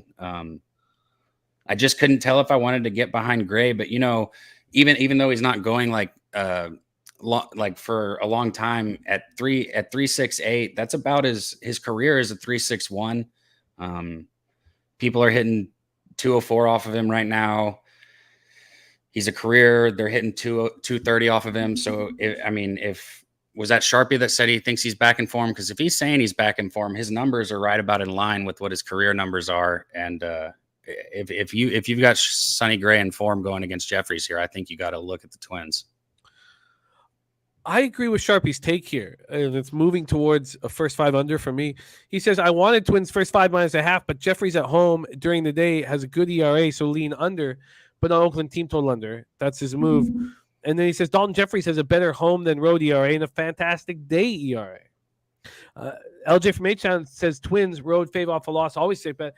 I think this first 5 under is a look I probably should have come to already. I wonder if this is moved from 4 to 3.5. I can't find out. Let me look, because if we can get a 4, I'd play that with you too. Actually, Jeffrey Moore says, is Buxton 100% from his injury? Well, he's starting in center field and batting leadoff. You have Buxton, Arraez, Correa, Polanco, Kepler, Sanchez, Urshela, Jeffers, and Gordon. We have a confirmed lineup. We don't have a confirmed lineup for the A's as of yet. Let me see if I can refresh it and get one. And I can. For the A's, Kemp, Noisy, Laureano, Brown, Betancourt, Pinder, Barrera, Andrews, and Kevin Smith. That's a weak Oakland A's lineup. I'm about to think I might get on the Twins here. First 5, man. I've been really sick of these fucking -half. Excuse my language. I've been sick of these half a run first 5s. I am not. They have been biting me in the ass, and it makes sense, man. Because that's why I've told myself I'm going to start looking for teams that are getting value at the plus half a run in the first 5, because I think that's the way to go if you're going to go with it. But I think I might jump on the Twins here after you just read those lineups off to me again, and I've been leaning on them. I don't like hearing what everyone's saying about Jeffrey's day ERA and all that, but I mean that could be just as much as the hitters he's facing as it is him. It's how you see the ball is very.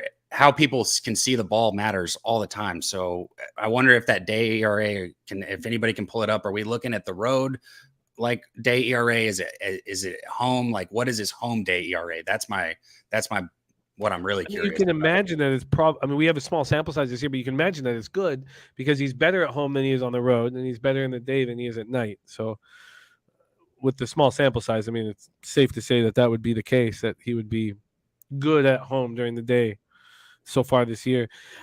Chubby, though, says if someone gets lit up, he thinks Jeffries. Yeah, Jeffries. I agree with him. Well, I'm interested in this. I mean, the all that has to happen. I get that first 5 under for the A's. That lineup looks very weak. Arobares says harder to see the ball. I like this first 5 under, and I think let me just see. Check this again if everything correlates here. Not really. 46% of the tickets on the over, 61% of the cash means the public is on the under. Somebody, what is this? Hold on, let me read this. Mike said Oakland, not the 10. So Oakland 0-9 run line versus as home dogs. As a home dog. It's funny he says that because I was looking at this first 5 like I was saying, but the full game run line is at plus 106. I'd like to hear your take on this. What how do you feel about value? I very much think they could cover both of them. I really liked the first 5, but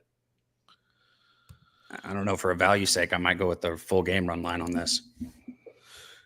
Yeah, I mean, I see why you would want it.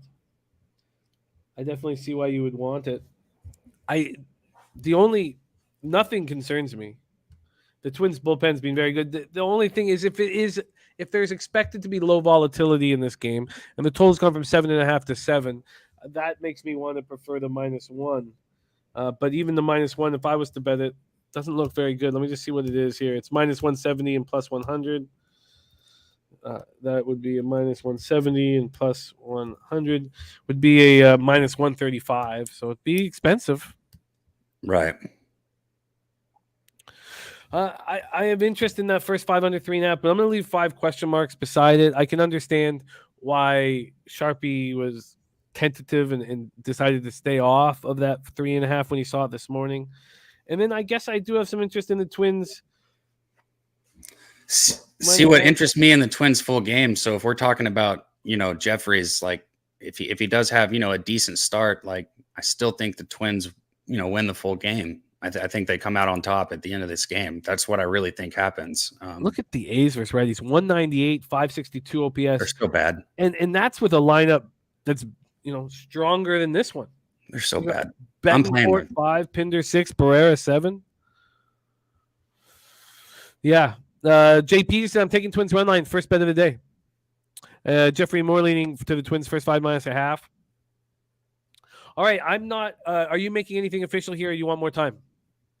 I am. I'm trying to decide if I want to have you sign me up for that -1 or if I want to just take the run line here.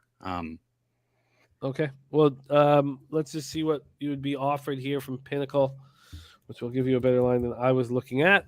And then we'll see if anybody can beat it. I should start pulling up Bookmaker. I mean, Billy Friedrich's been getting us really nice odds over there. But here at Pinnacle, we can get you the... Oh, wow. Same deal. Wow, it's exactly the same. -170 plus 101. See if Circa can beat it. Wow, that surprises me. That means that... Wow. Okay, let me just see. Do I want... So this is the question where it comes down to. Do I want to essentially almost pay a third of a unit for a push? Yeah, that's what it comes down to. How do you feel on that? Just on a value side, having nothing to do with the game. Nothing to do with the game. In a situation where there's low implied volatility, it's not something that I'm against. If this had gone from 7.5 to 8, I'd say no, let's take the run line. But it's gone from 7.5 to 7. And so when the market's telling me that, I don't really hesitate. We can get you a better line at circa -167 and plus 104. Let me just put that into the -1 line here. Dad Fence is spending too much time on this crap game. Okay, we'll move on. My bad. No, it's all good. It's all good. All good. 160. This is all about making money, and we take the time that we need. -131. So it's still expensive. Well, I'll circle back to it then, and I'll decide at the end. All right, we move on to 4:10 p.m. Eastern. Arizona Diamondbacks 18-28, 9 on the road at the Los Angeles Dodgers 24-12, 14-5 at home. We're at Dodger Stadium, Chavez Ravine in LA. Let's see what we are dealing with from a weather perspective. 76 Fahrenheit, 7.8 miles per hour out to right, and it gets up to about 8.6, and it's nice and warm. We go over to the line history in the Dodgers game. We have the Dodgers opening up -270, now at -290. I guess the expectation from the markets, there's going to be a bounce back from Walker Buehler after a rough start, but this total has gone from 8 to 8.5. 8 to 8.5. We look at the cash in this one. We have 83% of tickets, 84% of cash on the Dodgers, 35% of tickets, 50% of cash on the under. So expecting a nice start from Zach Davies. Zach Davies has already faced the Dodgers once this year. I could pull those numbers up, but I believe he went about 4 1/3 and allowed about 3 earned runs. Got hit. But he's had a nice year so far. 2-1, 3.57 ERA, 1.19 WHIP, 28 Ks and 35 in the third. That's more Ks than usual for him, but 15 walks, a little higher than usual. Coming off a 4-3 win at home versus the Cubs, he went 5 2/3, allowed 4 hits, 3 runs, 6 Ks and 2 walks. Walker Buehler coming off an ugly start. 5 innings, 9 hits, 5 earned runs, 1 homer, 3 Ks, 1 win, a 12-10 extra inning loss here at home. 2.81 ERA, 1.18 WHIP on the season. He's been very good this year. That's his first rough start. Diamondbacks rating 203, 655 OPS versus righties. Dodgers are where they usually are. Number 1 in the league against righties. 251, 773 OPS. Diamondbacks bullpen 4.86 ERA, 1.41 WHIP have converted 12 of 17. Dodgers bullpen been very good. 3.25 ERA, 1.05 WHIP have converted 8 of 10 save opportunities. Just 10 save opportunities because they often cover the run line. Take it away here, Cab. Diamondbacks, Dodgers. Yeah, man. So this is one of those ones where they're just making it really hard to look at -290 with, they're making it hard to find anything of value here because I think the only way you can look is Dodgers. I know this is way off topic, but I read the shittiest story about Davis. Supposedly he divorced his wife and didn't even talk to her, didn't text her, respond to her or anything. He just kind of did it. I think it recently happened, but I don't know. That doesn't go anywhere into my capping. I'm just saying he's a piece of shit from what I read. Yeah, like I said, the Dodgers here, man. Maybe if you're going to play them, you have to do an alternate run line. See if you can get them at 2.5 or something like that. And that's the only way I could go with this game. I think Buehler has a bounce back start. He's been great. Last time he pitched against the D-backs, he diced him up. I think he had 10 strikeouts. I don't have it written down. Somebody just put it in the chat, but I remember looking at it. His last start against them was great. That's the only way I'd look here, is maybe a strikeout prop for him or at the Dodgers on an alternate run line.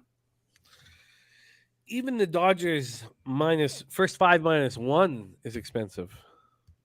So That's crazy. You need a Christopher Cardigan is the final score of Dodgers 7-2. I can't take a -2 line. My ROI on -2s are just terrible. I'm not going to ever go back. Okay. But I can understand when people want to do that. I'm just not going to do that again. So if the -1 is too expensive and I won't bet a -2, that means the only thing I can look at it is from a total perspective. And the only way to look at it then would be, do you think Buehler has a bounce back start, which is very feasible? So then move over to the exact stats against these Diamondbacks. And let's move over to matchup here. And against Buehler, and he shuts this team down. Yeah. What about a strikeout prop for him? That takes study that I would have to sit down and work. Billy Friedrich says, can I interest you in a 2.5? I don't have my numbers on 2.5s, Billy. Interesting to mention that. Viper says, I got Dodgers parlayed with Warriors money line. God, I can't wait to talk about that game.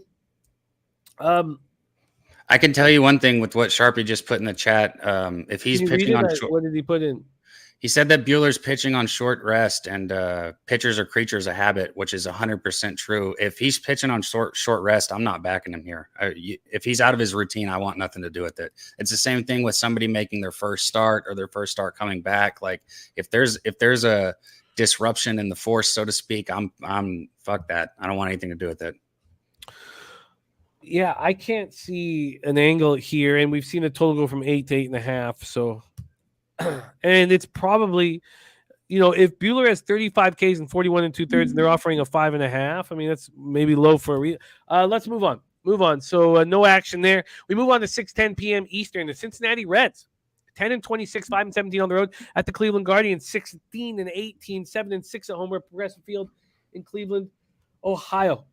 See what we are dealing with here. 57 Fahrenheit, cold at first pitch. I mean, it must be cold outside, but I'm back capping all day and we'll never see the outside. 6 miles per hour, right to left, slightly out, but then it becomes out. An hour in, but then light rain comes in. There's drizzle and light rain. And there's a possible weather delay or rain out. This is the only game with the possible weather delay or rain out. And we have drizzle. We lost Jimmy on there, but I can keep going on this. I don't like getting. Is he back? Jose, you're back? No. Yeah, no, I'm here now because he's this is all the fun features of coming back on our first show, Yeah, no. What happened. But so on this game, man, and I'm curious what you were thinking though. Do you get involved when you got a chance of weather delay, or does it become like, just what Dutch says, a backwood for you at that point? I would, typically I would leave it alone if it is a weather delay, especially. Let me double check on. Yeah, well, it's a 26%. So yeah, I usually leave it alone. I think there's typically better games to look out for, but I would honestly lean towards the over with 8-mile-per-hour wind here. Cal Quantrill dominated my butt last time out. So you know what to say to your over, man? I think that the Guardians team total over 3.5. I have that circled. I think the Guardians team total over 3.5 could be a good look here. It's just juiced to -135. And come back. Sorry, I'm trying to tell Jimmy to leave and come back. If he can hear us, we'll see how that's going. His internet probably just crashed, but we'll see. All right, Cab, what did you say? I'm sorry. You said the team total over for who? The Guardians, 3.5. If I was going to play it, which I was looking at this, but now the weather's got me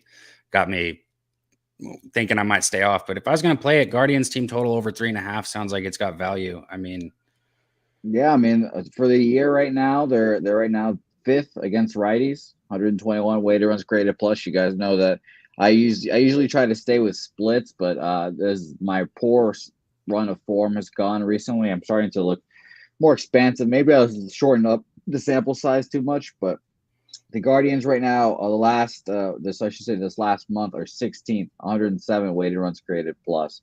So I do like that. Oh, welcome back, Jimmy. Hello. All right. Sorry, you guys. I don't know what the hell happened there. No, you're good. A power surge of some kind. I have no idea. I apologize. Jose, what is your take that I missed here in Reds Guardians? Rain sucks, though it's winds blowing out. And Guardians team total over, like Cab said, over 3.5 is pretty good look. I don't hate that at all. Okay, apologies there that I fell off very quickly. Nice to be back with you guys. I wonder if we think this game is going to go and how much time we should spend on it. Probably not too much. In the Guardians opened up at -135. That's where they stand right now. This total opened up at 7.5. It has moved to 8. When we look at the cash flow in this spot, just 907 tickets in. God, no one's betting baseball today. 907 tickets in. 76% of the tickets on Cleveland and 98% of the cash. Then 79% of tickets, 96% of cash on the over. It's still a small sample size here. That makes me happy though. That people aren't betting it because the books better start giving us some better numbers. People must be having a little bit of a rough patch right here. I know I have, but we're going to turn that shit around today, right now. Tyler Mahle coming off a nice start at the Pirates, 6 innings, 5 hits, 2 earned runs, 1 homer, 8 Ks, 1 walk, and an 8-2 win. Cal Quantrill coming off a tough start, 6 in the third, 10 hits, 4 earned runs, 1 homer, 3 Ks, no walks, and a 4-1 loss to the White Sox. Reds are starting to hit a bit, 219, 670 OPS versus righties. Guardians are coming back to earth against righties, but still 262, 748 OPS. Reds bullpen, 4.97 ERA, 1.44 whip. Guardians bullpen 3.47 ERA, 1.13 whip. If we think that weather is going to be an issue, and I don't, and we do have concern about Mahle on the road, I don't see how to bet this other than Guardians team total over 3.5. That's what I've been leaning on. But don't you think that at some point Mahle's going to start pitching well, or do you not? I don't know, man. He hasn't given me any reason to. I mean, he's had spots where he's shined through, but overall in his whole in his sample size for his career, he's not shown me anything. He doesn't. I know. Let me pull this back up really quick because I just closed this. Let me pull this back up, but I got it written down here at 589 for the career, 445 right now. I know he doesn't have a lot to look at, but. And he's getting hit too. People are hitting 250 off of him right now. He's not missing bats. He walks a lot of people, which is not something I like to see, especially not in baseball today. Like if you want to talk about people not hitting, walks can be crucial. So we've only got, let's see. Yeah, he's only got 526 innings, but in those 526 innings, people are hitting 252 off of him. So seeing the 250 right now, that stands in line is about what he does. And his whip right now at a 147, and then career at a 135. So I don't think these numbers right now are too far off of who he actually is, if that makes sense. Yeah. So you think there was. I think his numbers, even though we don't have a ton this year, I think his numbers I think they reflect who he is as a pitcher. And last year, you're expecting an outlier, like you saw outlier performance from him on the road last year. Yeah. Okay. Interesting. And we have weather issues as well. Okay. Big Ragu though says Cleveland first 5 -half plus 130 looks like low hanging fruit. I like the value on that. That's for sure. What's the Cleveland first 5 money line? I think that might be my first play, actually. Cleveland first 5 money line. We'll take a look here. What you would get it at? Am I getting more value or less with the first 5? First 5 money line is -118 at Pinnacle right now, so it's not bad. Yeah, go ahead and sign me up. That'll be my first one today. All right, Dab is on the board. Cab is on the Guardians. Let's roll, Ragu. Let's both get this. First I want you to five. cash your plus money too. Minus 118. And Ragu will be our special guest for MLB tomorrow. Let's move on to the next spot on the board. 6:10 p.m. Eastern. Houston Astros 24-13, 15-9 on the road. The Boston Red Sox 14-22, 5-10 at home. We're in Fenway Park in Boston. Let's see what we are dealing with weather-wise here. Here we go. In Boston, we have 71 Fahrenheit. First pitch, 7.3 miles per hour left to right, and it dies off and sort of comes in, but it dies off and becomes a non-issue. Let's move over to the line history here. The Astros open up at minus 135. They get up to minus 145, and it goes back and forth. They're at minus 140 right now. So there's been a 5-cent move towards Houston since the opening line yesterday at 5 p.m. at Bet365. And from a totals look, it opened juiced to the over slightly. At 9, it's now juiced to the under at minus 120. 9 at minus 120. See the cash here in this Red Sox game. You have line value on Pivetta, and I expected to see that. And I'd like Jose to come in. Oh, let's see. Sorry, I missed maybe a note here.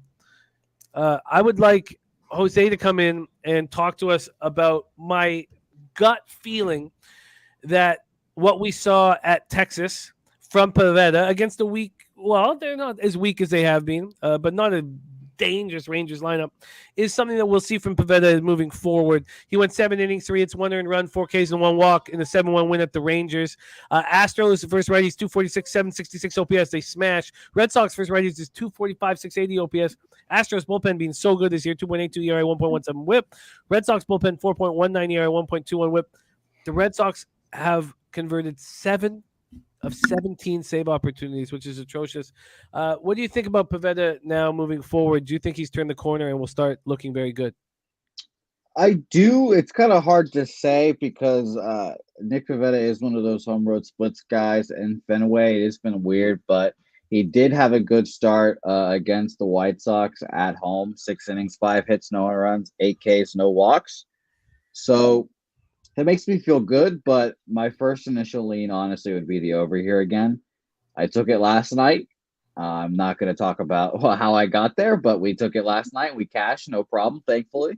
But my worry here would be that Nick Pivetta pitching well, obviously, and I have PTSD from Luis Garcia. I spent $600, drove a long-ass way to go watch Luis Garcia put his dick inside of the Red Sox in Game 6 of the ALCS last year. That's probably still fresh on their mind. And Luis Garcia this year, I was using this year's splits. On the road, he has a 1.2 ERA. At home, he has a 4. But, it's a little tough for me to say. And the win these last 2 days definitely helped out the totals. So 9 is pretty high still. With these pitchers, you would have kind of expected to drop down a little bit, but I guess my first instincts here would be the over, but don't have anything official on it yet. And, do we still have concern of Pivetta at home? I do personally because I think the White Sox stink offensively. So this will be like the true test. Like you had Merle Kelly against the Dodgers earlier this year. Yeah. We said if he pitches well here, then he'll be bet on for the rest of the year. I think this will be a similar spot for Nick Pivetta. If he pitches well at home here against the Astros, who I believe are first right now against righties this month, ripping the butt cover off the ball. I'm sure yesterday helped them out very much. Jimmy, I could definitely see you saying like I would want to fade a team that hits all those home runs yesterday. But I definitely do think the win helped them, and he helped carry those balls out. So it's definitely still leaning over, but this is my show me start for Nick Pivetta. Yeah, and with the way the Astros are ranking right now, maybe you can have a pause, and a pause, especially with is Pivetta going to start pitching better at Fenway? I'll be honest. I don't see how you look at this game, and even the Red Sox can win this 12-0, and I'll play this back, and I'll still stand by it. I don't see how you look at this game any way other than Houston. I haven't played it, but with the way Houston's been hitting righties, with the way Houston's been playing in general, Garcia, his last 3 starts, he went 5 innings, 5 hits, 0 runs, 7 innings, 2 hits, 1 run, 6 innings, 5 hits, 2 runs. Or what are the Red Sox about to? Are they about to break that? Is that what we're thinking here? Because they're not, right? Like Jose's face. I told you I have PTSD from this man. He's a murderer. I left the stadium as fast as I possibly could after watching that game. You guys, the video was played on this very show. He's a great pitcher.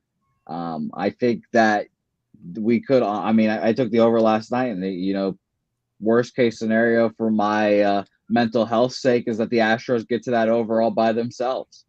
But I do think the Red Sox offense has turned a corner a little bit. And they're hitting. And I think if not Luis Garcia, they can get to an Astros bullpen that I don't have faith in. Okay. Wow. Okay. I guess that just doesn't correlate enough for me to pull the trigger. There's Ron Walsek in the house. Ron, I wish I had a chance to have had that beer with you, man. I've got so many. I know you have so many stories. I want to talk dog racing for hours with you, Ron. So, but great to see you in the chat, my man. Okay, nothing for me here. Jose, anything for you? No, not yet. I'm taking the Jimmy the Bag approach of going very slow, taking things very cautiously, making things official after we talk out. I just can't do it right now. You've heard it. The baseball, no one's betting baseball. It's fucking hitting people in the face right now. But we still grind. I've never seen the tickets this low before, ever. Ever. Ever. I don't remember at this point at 10-1, and there's not one game that has a high ticket count. Like it's crazy. Wow. We have the Braves Brewers popping off in 18 minutes, and there's 1,639 tickets accounted for. Okay. And now maybe that's a Sports Insight issue, but I don't know. All right, and Eric Romero says, "Keep your head up, Jose. It's a marathon, not a race." And he's got a great record so far this year. Deacon says, "Slow and cautious," and he's laughing. But I have been more so of late. Okay, Daby Cab, Astros, Red Sox. You talked as if you were going to make a move here on the Astros. Are you going to make a move here on the Astros? Oh, man, I'm very strongly leaning on it. It just doesn't make sense not to play the Astros here in this spot. I mean, the only thing that scares me is like why the hell is it minus 135? And that's not scares me like from the cap perspective. That scares me because it's like when I took Syndergaard and he couldn't get through one fucking inning the other day, and they were hanging like a minus 135 for the Angels with Syndergaard on the mound. I don't get it. I don't get the line here. It worries me. It bothers me. I mean, I know Pavetta's had his last 2 starts, like Jose said, not just against the Rangers, but against the White Sox. 6 innings, 5 hits, no runs. Then you go back before that, Baltimore, 4 innings, 6 hits, 3 runs. I mean, he's been getting better, I guess, but he's still not good. I'll push my one pushback with the line here. I thought this would be the line the whole series. The first game, the Red Sox were, I forgot how much of a favorite. It was like minus 130. And I was like, that's weird. And I didn't take the Red Sox, but they ended up winning that game with rain delay, all that stuff. Yesterday, it was the same line. It was Red Sox. It was Astros are even money. And, of course, our guy, Matty Ice, hits the tame play of the day for yesterday with the Astros there. This is kind of what I thought the line would be at the whole series. I mean, I could if it was a little higher, then the Red Sox would be like poverty. Like the Red Sox aren't horrible. It's still minus 130-ish, 140 on the road. Well, let's keep rolling. Wallaby King says Red Sox are hitting now. Let's keep rolling. We'll see if Daby Cab moves on the Astros when we do a final review. Let's move on to 6:40 p.m. Eastern. Washington Nationals 12-26, 7-11 on the road at the Miami Marlins, 17-19, 9-9 at home. And with Deacon laughing at Jimmy being slow and cautious, I'll tell you when I won't be slow and cautious. This Saturday, I'm going to be firing shots at the Preakness. Well, I mean, the Preakness I think is a pretty easy race. Yes, but so I mean. I'll make a big bet there, but I'm gonna hammer a whole bunch of tracks, and I'm gonna get lit the fuck up, man. I can't wait. Can't wait for Saturday. Washington Nationals, Miami Marlins, Lone Depot Park in Miami, Florida. Josiah Gray versus Pablo Lopez, who's been so good this year. So good. Josiah Gray, 4-3, 1.31 ERA, 39 Ks and 37 in a third. He's been okay. Last start, it was bad. 6-1 loss at home versus the Astros. Now the Astros are raking right now. He goes 6 innings, 6 hits, 6 earned runs, 3 homers, 5 Ks, 2 walks. Pablo Lopez, on the other hand, just looks excellent. 1.05 ERA, 0.81 whip, 46 Ks in 43 innings. He's allowed 2 home runs in 43 innings. His last start, 7 innings, 3 hits, 1 earned run, 11 Ks, and the 1 earned run was a solo shot. In a 2-1 loss at home versus the Brewers, Nats are hitting 252, 685 OPS versus righties. Marlins versus righties, 256, 741 OPS. Nats bullpen, 4.13 ERA, 1.37 whip, 3 of 6 converted save opportunities, 6 save opportunities for the Nats in 38 games. Marlins bullpen being good, 3.36 ERA, 1.27 whip. Nutflush says, Jimmy, on the D-backs game, I wonder if Walker Buehler got touched last game with the Kershaw scratch, and believe it pushed Walker up a day. Think he has a great outing today, says Nutflush. Interesting. Okay, LJ from H-Town says Marlins are 12-3 at home, first 5 over.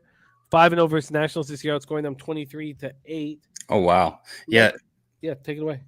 They do. You know, sorry, I didn't mean to jump in. I was just gonna say this is another one of my leans. Like I said, as of right now, I've got 3 plays, which isn't small in my opinion, but I've got 2 other really strong leans. This is one of them, man. The Marlins with Lopez right here. His last 2 starts, his last one he went 7 innings, 3 hits, 1 run. The one before that, 8 innings, 5 hits, 0 runs. I just feel like this is an opportunity to back them, on a run line that, Gray's thing is he walks people, man. Like he doesn't necessarily get hit that hard, but he walks people. Right now he's got a 234. Opponents have a 234 batting average against him, but he's got a 1.34 whip. I mean, you can't walk people, especially not in this low scoring day and age right now that we're seeing of baseball, right? Like, yeah. He's had two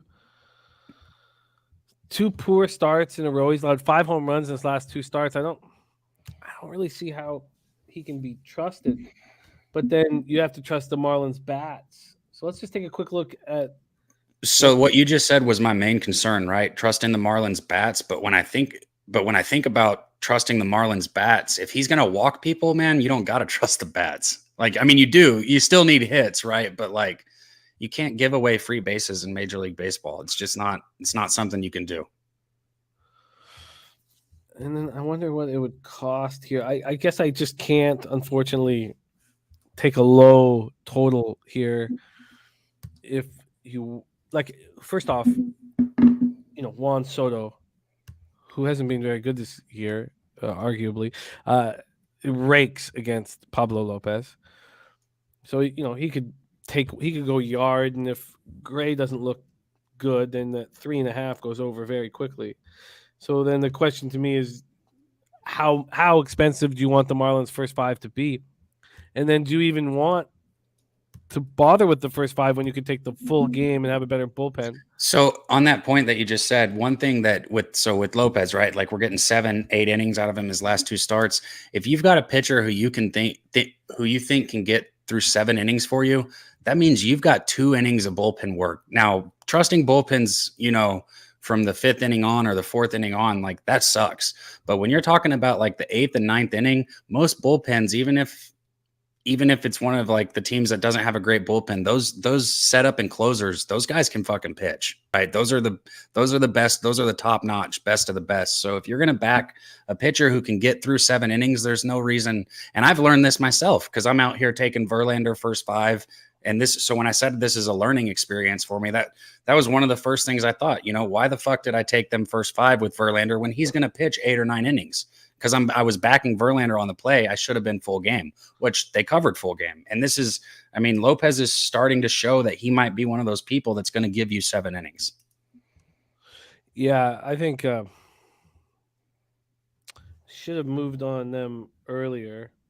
The -1 is expensive now. Damn. It's let's see what it is with the -1 calculator. It's -139, so it's expensive. But the Marlins first 5 -0.5 is -135, expensive. Thank you, one time, my guy. I can understand Max Play saying it's too big of a line, and it certainly is now. But everything correlates here. Everything is together for me to say, well, I expect Lopez to have another good start, and I don't know what Josiah Gray is going to give us. And if I don't know what he's going to give us, then who cares that Soto and Bell really get to them? Who cares? Kyle Hintley in the house. I just got home from work to be with you. It's great to have you, Kyle, my guy. Great to see you, my man. I don't see why they don't take care of business. It's just, how do you get the vig down? Right. And on another thing, so we got Lopez on the mound. Other than when the Nationals scored 13 against Houston 4 games ago, they haven't scored over 2 runs in their last 5 games, other than that one game. Yeah, I am going to move on the Marlins. The question is, how do I handle the vig? Because first 5 minus a half is minus 135 at my book right now. Do I want to pay that cost, or do I want to make it a -1 and get a plus line, like a plus 108 or something, maybe a plus 111? And then full game, the -1 is minus 139. Or do I want them, on the run line, which is a plus 115? Yeah, and I'm showing I got a plus 120 or a plus 115 here too.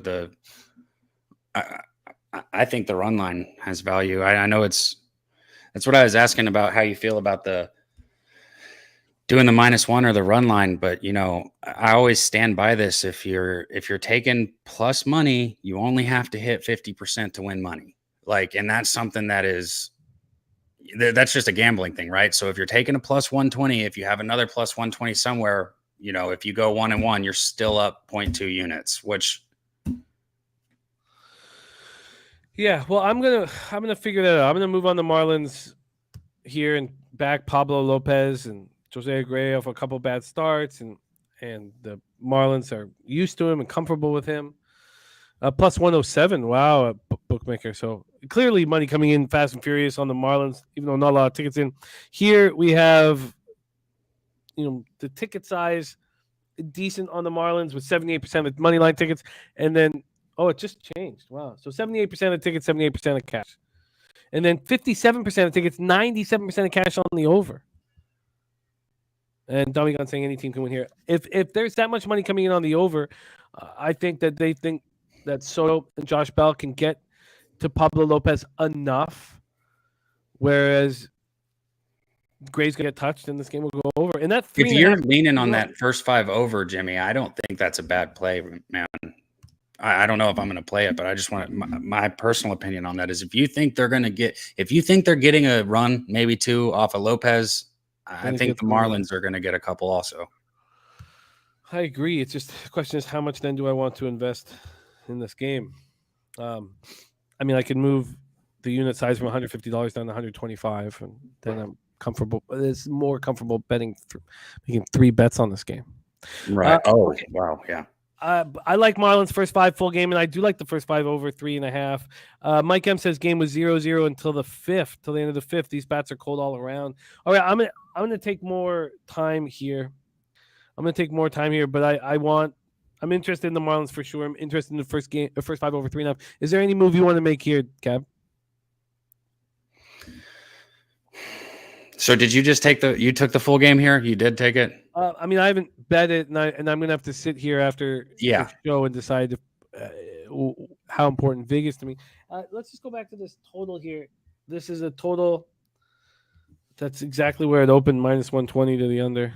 Yeah, I think I'm going to do the same and sit on this one. Like I said earlier, coming in, I have a lot of leans that I like on this, but it's this card in general, but I have to decide what I'm going to go with. And right now I've got 3 plays, which I know it's not a ton, but if that's what I end with, it's enough. Yeah, for sure. Let's move on. 6:45 p.m. Eastern. San Diego Padres 23-13, 13-6 on the road at the Philadelphia Phillies, 17-19, 9-10 at home at Citizens Bank Park in Philadelphia, Pennsylvania. We have 73 Fahrenheit at first pitch, 9.3 miles per hour left to right, and then it completely dies all the way down to 2.2 miles per hour at the end of the game. We go over to the line history in Philly. This is the Blake Snell start, of course. We have the Phillies opening up at minus 150. They're now sitting at minus 157. Oh, that's the wrong book. Sorry, that's why. I think the numbers actually moved to 7.5, right? Yeah, but that's what I had it opening at. Oh, okay. Gotcha. Phillies Gotcha. up to Gotcha. Gotcha. I 65. was just checking. Philly, sorry, opening up at minus 145 is now minus 150. Had gone up to minus 155. There's been 5 cents of buyback on the Padres at plus 130. From a total perspective, it opened up at 8 and has dropped to 7.5.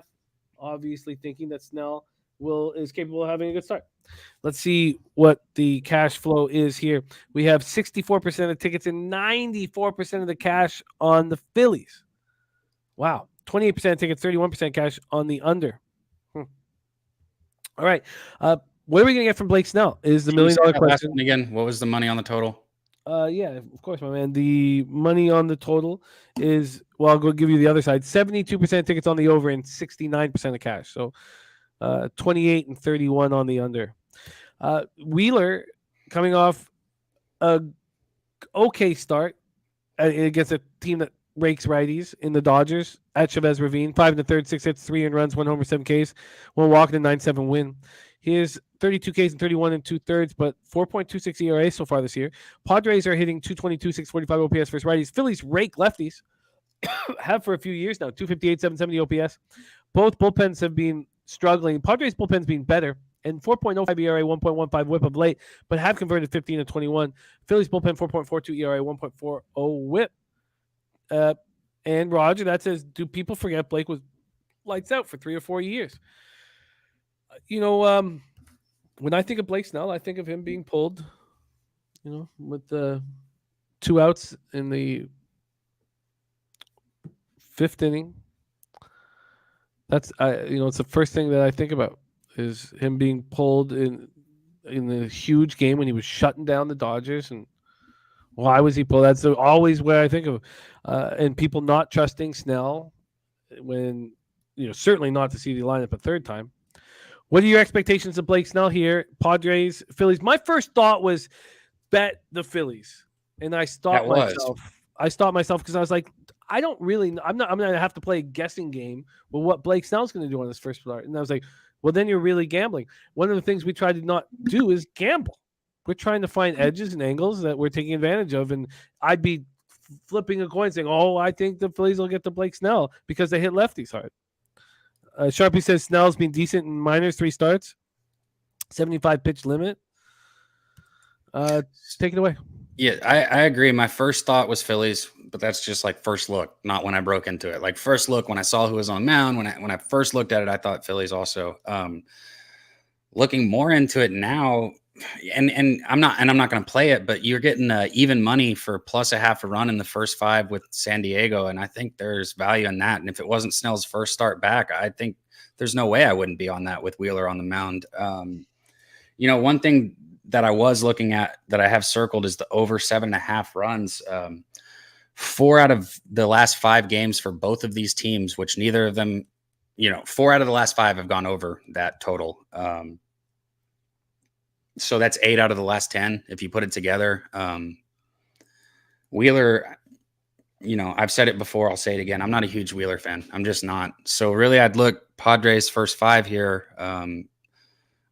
At even money, I don't think I can back a pitcher on their first start out, but I think Snell's the better pitcher here. Once we see where he is, right? He should be the better pitcher. I think the Padres they don't hit great, but they find a way to score runs. They're finding a way to win. They're a fun team to watch. I'd lean Padres first 5 plus a half a run or the over, and that's it. There's B-Ball, 619 in the house. What up, B-Ball? Lou Chase Fox, what's happening? Dave Burke said it is a gamble, but a plus 130 isn't a value on the Padres in this fairly even matchup. No, well, sure, you're getting a plus line, but I don't want Snell. Look at what the Phillies do to lefties, 258, 770 OPS. Mm-hmm. Then you have Zach Wheeler on the mound, who historically has been very good at Citizens Bank Park.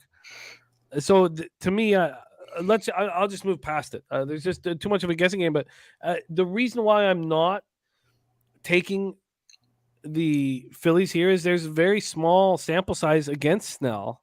Harper 1 for 6. Now that one hit is a homer, but there's a very small sample size. Real Muto hitting 333 against him. Segura 182. So I'm not moving on. I'm gonna stay off here. All right, let's move on to 7:05 p.m. Eastern. New York Yankees 27-9, 13-5 on the road. So I finally got in on the Jays, which makes me very happy, and plus 300 on the division when it I was saw that. offered at plus 165 when the year started, and I could have got a plus 340. Dennis says, I guess at the start of the Mariners series, but I just love the Yankees at 27-9 with all these veterans healthy, because you're 36 games into the season, and we all know what's going to happen to Donaldson, and we all know what's going to happen to Stanton. And if you're telling me you're going to play Judge center field for 60 games, well, let's see how healthy he is when push comes to shove. So, but here we have Garrett Cole, who is pitching well. The last start, 10-4 win at the White Sox, 6 1/3, 6 hits, 3 earned runs, 1 homer, 9 Ks, 1 walk. Garrett Cole 3-0. Oh, by the way, I did move on the AL plus 425 in the World Series at plus 1,000. Just 200 on each. Let me give me opportunity to throw another 200 at it at some point on each if I'd like or whatever. Garrett, and those are my first futures other than the Giants win total under, which isn't looking that good right now, but I still have faith in it. Jordan Lyles on the other side, 2-3, 4.38 ERA, 1.51 WHIP, 39 innings, 32 Ks, 14 walks, 5 homers. And as you guys have seen, this has been we'll see as you guys have seen, just because I've got a Scotty Barnes Rookie of the Year catcher, but it's lining up to be my best year in futures in a long time, so I'm not hesitant to fire away. Lyles 5 2/3, 6 hits, 4 runs, 1 homer, 6 Ks, 3 walks, and 4-2 loss at the Tigers last out. Lyles is a tricky pitcher for me to figure out, but the Yankees are hitting righties hard, 251, 764 OPS. Orioles are hitting 233, 655 OPS versus righties. Yankees bullpen 2.50 ERA, 1.13 WHIP, have converted 13 of 18 save opportunities. That's not a great number, 13 of 18, but their bullpen is statistically extremely good. Orioles bullpen 3.42 ERA, 1.21 WHIP, have converted 7 of 9. Let's just take a quick look at the weather here. 74 Fahrenheit, 5 miles per hour to left center. It moves to left field, goes up to 8.1, but doesn't change that much. And we go over to the line history in Yankees Orioles. Move this over here. We have the Yankees opening up at minus 225. They're all the way up to minus 260. A 35-cent move towards them. This total opened up at 7.5. It quickly went up to 8, but then dropped down to 7.5 at a pick'em. Right now, it's 7.5 at a pick'em. And money-wise in this Yankees spot, now we're starting to get some tickets coming in. 2,345 tickets in on this spot. 93% of the tickets, 93% of cash on the Yankees. 69% of tickets, 63% of cash on the over. Take it away here, Yankees, Orioles. Man, this is kind of like that Dodgers game, and there's at minus 260. It makes it hard to find a play unless you like the dog, which I don't here. Lyles' last 3 starts, we got 5 innings, 6 hits, 4 runs, 7 innings, which is surprising. 7 hits, 2 runs, 6 innings, 7 hits, 1 run. So he has not been horrible of late, I guess you can say. All that being said, people are still hitting 294 off of him this year, and career 277. I'm not getting behind somebody that's got, people hitting 294 off of him. I just can't do it. He has done great his last 3 starts. He's trending in the right direction. Garrett Cole, for all the hate that he gets, I'm not a Garrett Cole fan or anything, but I don't understand all the hate he gets. I understand why people don't like how much money he makes. I guess he probably does make too much money, but I mean, he's a career 3.19 ERA guy. He's pitching at a 2.95 this year. He's doing what he does. He doesn't show up for big games, and that would piss me off as a fan. But as a pitcher, he's got good stuff. Last 3 games, all 3 games, 6 innings, 6 hits, 5 hits, 5 hits. 3 runs, 1 run, 0 runs. So he's kind of consistent. At least there's that. I'm off this game, man. For all that being said, I'm off this game. Yeah. The over is 12-3 when the Yankees are against a righty on the road. Over 8. The over is 18-5 with 2 pushes. Wow. Cashman looking at Yankees minus 1.5, minus 140. Yeah, I'm the same way. This does not interest me. Let's move on to 7:07 p.m. Eastern. Seattle Mariners, 16-21, 7-14 on the road at the Blue Jays, 20-17, 12-6 at home with the Rogers Center in Toronto, Ontario. Marco Gonzalez going up against Kevin Gausman. Gonzalez, 3.38 ERA, 1.53 WHIP, 22 Ks in 32 innings. Last start went 6 2/3, 5 hits, 1 earned run, 5 Ks, 3 walks, and 2-1 win at the Mets. Going up against Gausman, who had a rough start. First one, still 8 Ks and 1 walk in the rough start, and it's still a quality start, 3 earned runs in 7 innings, but 4 runs came in, 3 were earned, and he would be lights out before that, 0.98 WHIP, 2.40 ERA, 54 Ks in 45 innings. Mariners versus righties, 241, 692 OPS. Jays versus lefties, just 230 and a 661 OPS. Unbelievable. We did not expect those numbers. Blue Jays bullpen, 3.96 ERA, 1.24 whip, converted 15 of 23 save opportunities. Mariners bullpen, 3.80 ERA, 1.19 whip, converted 6 of 10 save opportunities. And the Jays bullpen is just not to be trusted. And it's too bad. It's something that needs to be fixed. And, it needs to be fixed. How long are we going to wait for Nate Pearson? We got to do something here. But they've taken a ton of money. Jays opened up at minus 210. They got up to minus 245. Excuse me. They're now minus 240. So a 30-cent move towards them. From a totals perspective, it opened up at 8. Juiced to the under at minus 115. It's now juiced to the under at minus 120. And when we look at the cash flow here, 2,559 tickets in, 85% of the tickets, 93% of the cash on the Jays, 51% of tickets, 87% cash on the over. So it's as if there's an expectation that Gausman will continue to get touched. Take it away here for us, Daby Cab, Mariners, Blue Jays.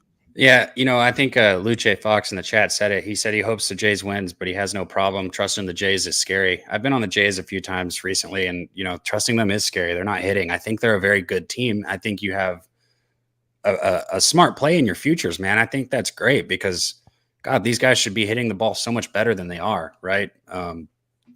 Right now. And right here with Guzman on the mound, the only way I could play this would be the Jays. And since I have trouble backing them right now, I don't feel one way or the other on the total here, especially with how the Jays are hitting. Jays are the only way I'd look, and at minus 240 with how shaky they've been for me, I got to pass on this one. They're just not hitting lefties. Right. There, Sharpie came on very early in the season when the Jays were hitting righties, and it's like the numbers are dropping, and they fell off against righties too. So I should say that they're just not hitting really like the way we expected, like you said. That's why this under's probably getting juiced. Yeah. Why don't we take a look at the batter versus pitcher here? Because maybe the first 5 under is the look here in this game. Mariners, Blue Jays, Gausman. Adam Frazier hitting 379 against him, but that's it. No one else touches him at all. And then against Gonzalez, Bo Bichette 2 for 3, and Matt Chapman hits him hard. Nobody else does. Let's go back to this where the cash is here, and I'll hook you up, Sharpie, with the Mariners. With the Marlins, Nats money, but here with them we have 50-50 and 87% of cash on the over, so it doesn't all correlate. Sharpie says I'm on the first 5 under 4.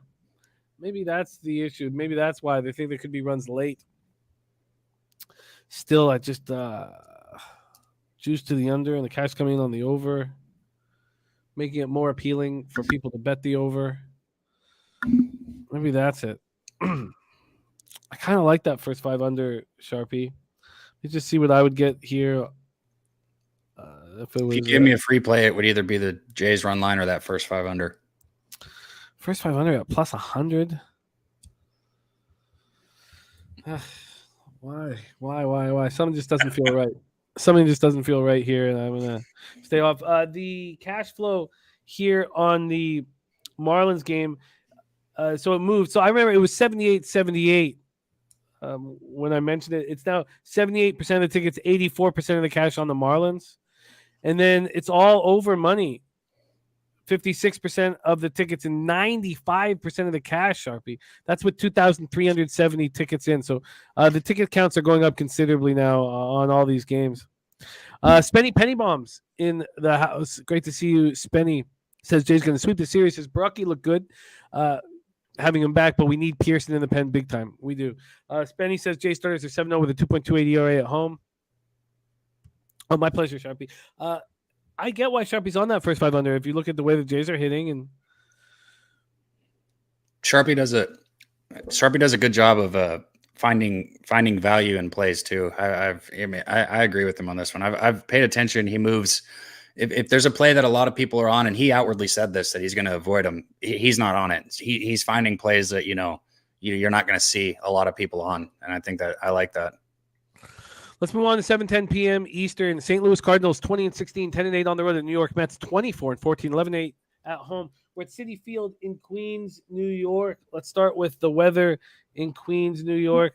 68 Fahrenheit at first pitch, 8 miles per hour to center, and stays around that 6.8, 7.3 miles per hour. And it's chilly. It gets down to 62 Fahrenheit by the end of the game. We'll look at the line history in New York for this one. Sorry, give me a second here.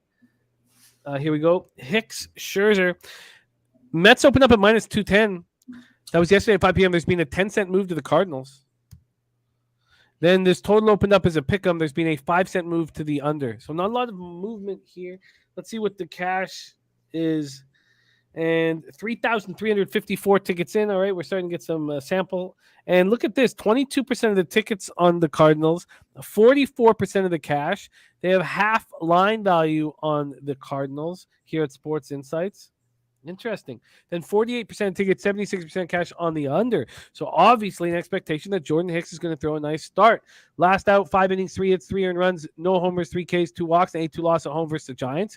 An expectation that he's going up against future Hall of Famer, first ballot Hall of Famer Max Scherzer, and he'll step up in that situation. 1.15 whip, 21 Ks and 21 2/3. He has a 1.15 whip and 12 walks. I mean, he's not getting hit very hard. He has allowed 2 homers. Scherzer's last start, 7 innings, 3 hits, 1 earned run, 6 Ks, 2 walks, and 2-1 loss at home versus the Mariners. Cards versus righties, just 239, 678 OPS. Mets versus righties, 263, 732 OPS. And both bullpens have been very good. Don Max says Hicks has some nasty stuff, but still gets hit around eventually. I doubled up on the Mets run line. Take it away. Did I give the? Yes, I did. Take it away here. Daby Cab, Cardinals, Mets. I gotta agree with Don Mack on that. His last 3 starts, 5 innings, 4 innings, 3 innings, 3 hits, 3 hits, 2 hits, 3 earned runs, 2 earned runs, 2 earned runs. You know why he's giving up 3 runs, 2 runs, and 2 runs with only 3 hits, 3 hits, and 2 hits is because he walks people. Man, he's got 21 strikeouts and 12 walks. That's not a good ratio. You can't live with that. So on that being said, right here with this game, I completely understand why anybody's backing the Mets run line.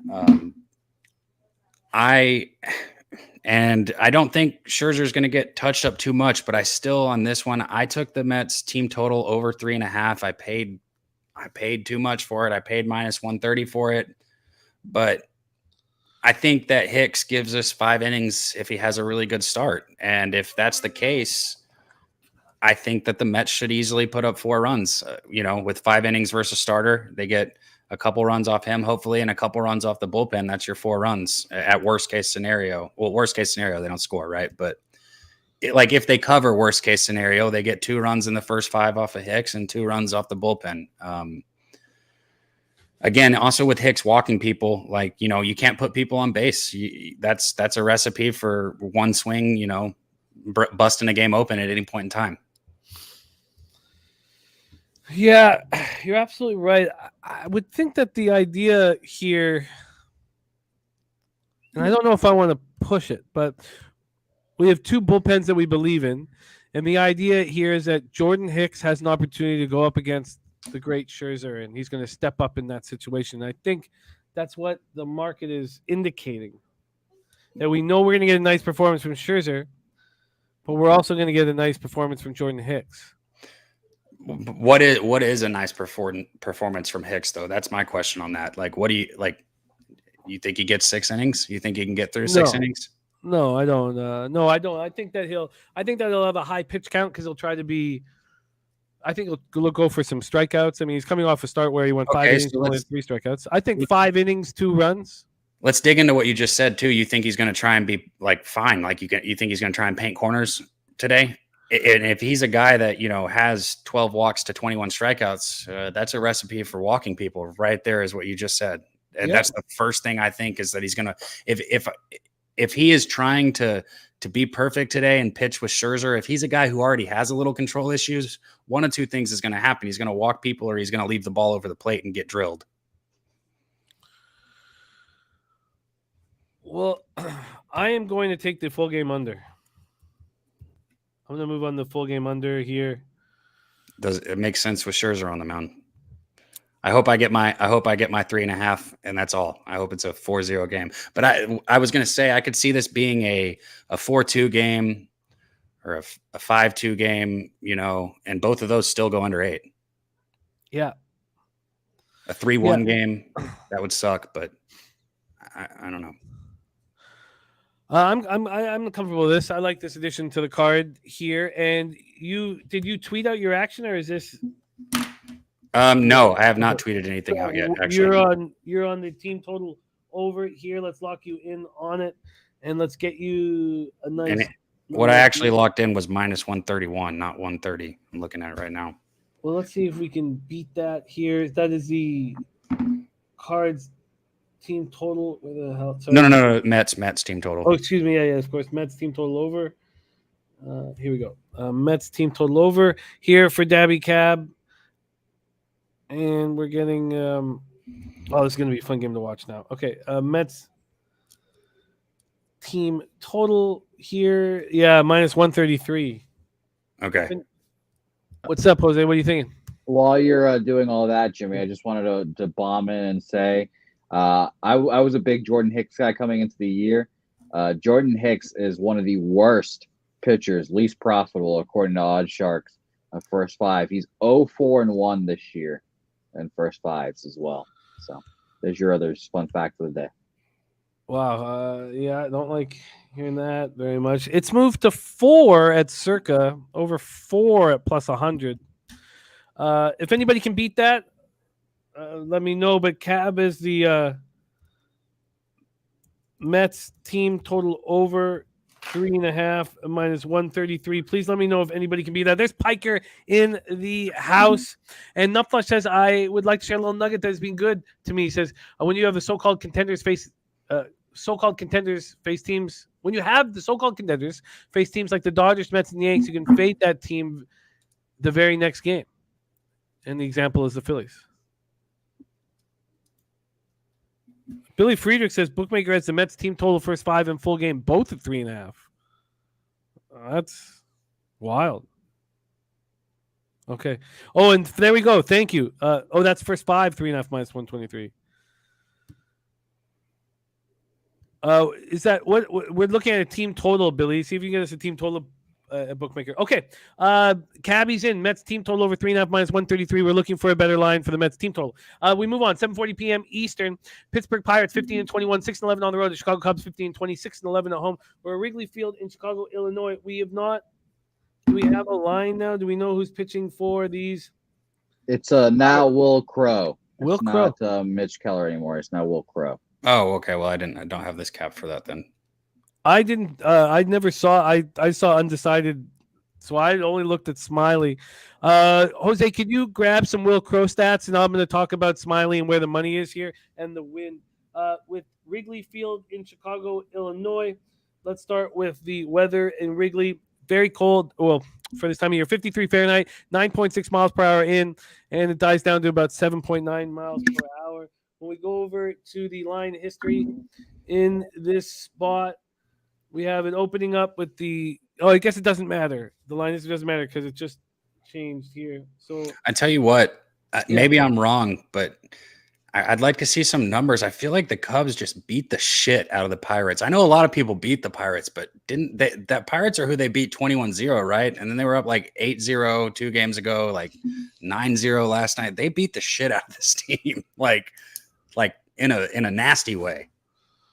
By the way, we did get you that team total over 3.5 minus 123. Yes, I'll take that. So that's 10 cents better, right, Billy? That's minus 123, better than the minus 133. And Deacon says betting the Cubs first 5 over 2.5 at plus 115. Let's just quickly. You guys know I have an affinity for Drew Smiley, but he's coming off a bad start. 6 innings, 10 hits, 4 earned runs, no homers, 4 Ks, 1 walk, and the 4-3 loss of the Diamondbacks team that doesn't hit lefties. Pirates hitting 226, 31 OPS versus lefties. But Drew Smiley's been decent this year. 1-4, 3.64 ERA, 1.35 WHIP. What's up here with Will Crow, Jose? Can you give us a background on him? Well, our buddy Will here. First of all, most important stat of them all, spells his name with 1 L. Last year, 4-8, 5.48 ERA with a 5.67 FIP. 111 strikeouts, 57 walks this year. Yeah, exactly. And hard hit percentage of 37%. So pretty high there. This year, he's made a bunch of appearances, has not made a start yet. early on in the season, he was going 2-3 innings. But now recently it's been 1 innings. Last time out against Cincinnati, 1 inning, 2 hits, an earned run there, 1 strikeout, 1 walk. The Dodgers, 2 2/3, or I should say 2/3 of an inning, 2 walks, a strikeout. Dodgers again, an inning in the third, 1 a strikeout, nothing there. And then it just seems like so far he's only had 1 blow-up start, or outing, I guess I should say, and that was against the Reds as well. Inning in the third with 2 hits, 4 runs, 3 of them earned. So pretty decent numbers from Will Crow, but probably only going to go at most 3 innings, I would assume. Yeah, and it Deacon is saying 2. So yeah, and Mitch Keller is going to be the primary, so it's not an injury situation. Piker says there's a great chance I'm all over these Cubbies. 3rd best bullpen in the game, so no need to go first 5. Pittsburgh bottom 3 in run production. Cubbies on a win streak, load up, he says. I took the Cubs team total over 3.5 yesterday and cashed that easily, quickly. It was a beautiful thing. I wouldn't hate anything on the Cubs here, but we don't have lines yet, do we? Yes, lines are up and available to bet. The Cubs are at -165, and the total's at 8, juice to the over. Okay. They got their team total at 4.5. I'd have to look more into this one, but I don't hate anything Cubs here. I mean, yeah. All right, and let me just see what the team total is here for the Cubbies. Yeah, it was the Pirates who got no hit and lost the other day, right? Or threw a no-hitter and lost. And the Rays have the bases loaded, no out, says Benjamin Mills. So those of you who did move on the Rays should feel good about themselves. Or that team total. Oh, I knew it. I wonder if Smiley has a nice Jimmy, bounce back spot. Yeah. What are we going to do if I turn out to only be good at capping when you're around? What if it's just like when you leave, I just go down in the tank like fucking 20 units, and then when you come back, I immediately start cashing bets? What are the odds? The good news is he doesn't leave that often. What are I might just have to carry you around because obviously everyone thinks you're a little itty bitty, but what the fuck? I don't know why people do that. But I think there's a easy explanation for struggles over the week I was gone. You just had too much on your plate. It's a very simple explanation. That's why sometimes when you cap all the sports, or all the sports are going on at the same time, that your performance weakens because you're not focusing on one thing. So I think there's a real simple explanation, and I think you'll start rolling right now. Buddy, let me tell you, I was very intimately informed about Igor Shesterkin while you were gone. Let me tell you. Know all about him. And the Calgary Flames. Well, I don't look forward to that conversation. I think the Cubs, I think Drew Smiley here at home will bounce back. I think that the Cubs does make sense here. And when we look at his numbers against these weak Pittsburgh bats, I think it all makes sense. I think the Cubs -1 makes sense as a bet. It does. So, yeah. Yesterday, the only thing I was mad at is that I didn't take, because I knew I was going to take the Cubs or the team total. And then I was like, man, I really think I should take both, but I don't like doubling down. If I am going to double down, I'd rather it be like a full game total, not a both. Like that's fully relying on the Cubs there, Yeah, no, I'm very comfortable here. Very comfortable here. I think Cubs -1, Drew Smiley to pitch well, and the Pirates don't hit lefties and at home. And they're only 6-11 at home. I mean, they got to get some wins here at Wrigley. I'm comfortable here. Comfortable here with Smiley having a nice start. Okay, let's move on. And Cab, let me know. We're going to do a quick review. We only have 2 games left before we get an NBA. Let's go. Yep. LA Angels 24-15, 12-8 on the road. The Texas Rangers 16-19, 9-12 at home. We're at Globe Life Field in Arlington, Texas. Shohei Ohtani going up against Dane Dunning. Ohtani 2.78 ERA, 0.96 WHIP, 46 Ks and 32 1/3. Allowed 3 homers in those 32 1/3 innings. Last 31 6 innings, allowed 2 hits, 1 earned run. It was a solo shot, 5 Ks to walks, and a 4-2 extra inning loss at home to the Rays. Dunning 1-2, 4.06 ERA, 1.25 WHIP, 37 Ks and 37 2/3. Last start 5 2/3, 6 hits, 5 earned runs, 6 Ks to walks. It did not look good in a 7-1 loss at home to the Red Sox. Angels are hitting righties hard, 245, 750 OPS. Rangers don't hit righties, 217, 615 OPS. Both bullpens similar numbers, 3.61 ERA for the Angels, 1.09 WHIP, and have converted 11 of 17 save opportunities, while the Rangers' WHIP is high at 1.27, but have a 3.62 ERA and have converted 8 of 11 save opportunities. Let's take a look at the line history here, and then we will see where the cash is, and then move on. 30-cent move towards the Angels, opening up at minus 145, now minus 175. And the total has moved to the under, a 15-cent move towards the under. Then we go to the cash flow here in Texas. 4,804 tickets in, 93% of tickets, 92% cash on Ohtani, 67% of tickets, 58% cash on the over. So the public betting the over, but bigger bets are coming in on the under. Take it away, Daby Cab. Anything interest you here, Angels, Rangers? So I've already moved on the Angels run line here. I don't necessarily feel like this is one of my smartest bets that I've made, but I like what I've been seeing out of Ohtani. He's been showing that he can extend it a little longer each game. Last game, 6 innings. Game before that, 7 innings. Game before that, 5 innings. But he still only gave up 2 runs, which you can live with. Dunning is one of those guys, like, he's a definition of an average pitcher, and I don't mean that in a bad way. I don't. I really don't. I mean that in like everybody needs somebody like Dunning as their number 3 or their number 4 or even their number 5 guy in the rotation. I'd say 4 or 5. You don't want him as your number 3, but he's a definition of an average pitcher. A 4.06 ERA this year, a 4.33 career guy. He walks some people. He's just, he's all around average right here. And I think that the Angels should be pissed off. The Rangers beat the shit out of them the last 2 games. They really did. 5-10, that's an ass beating. And they don't need to get swept right here. The Angels, they need to get behind Ohtani with the way he's been pitching. Also, if you're looking at any kind of props, Ohtani hits the ball when he pitches.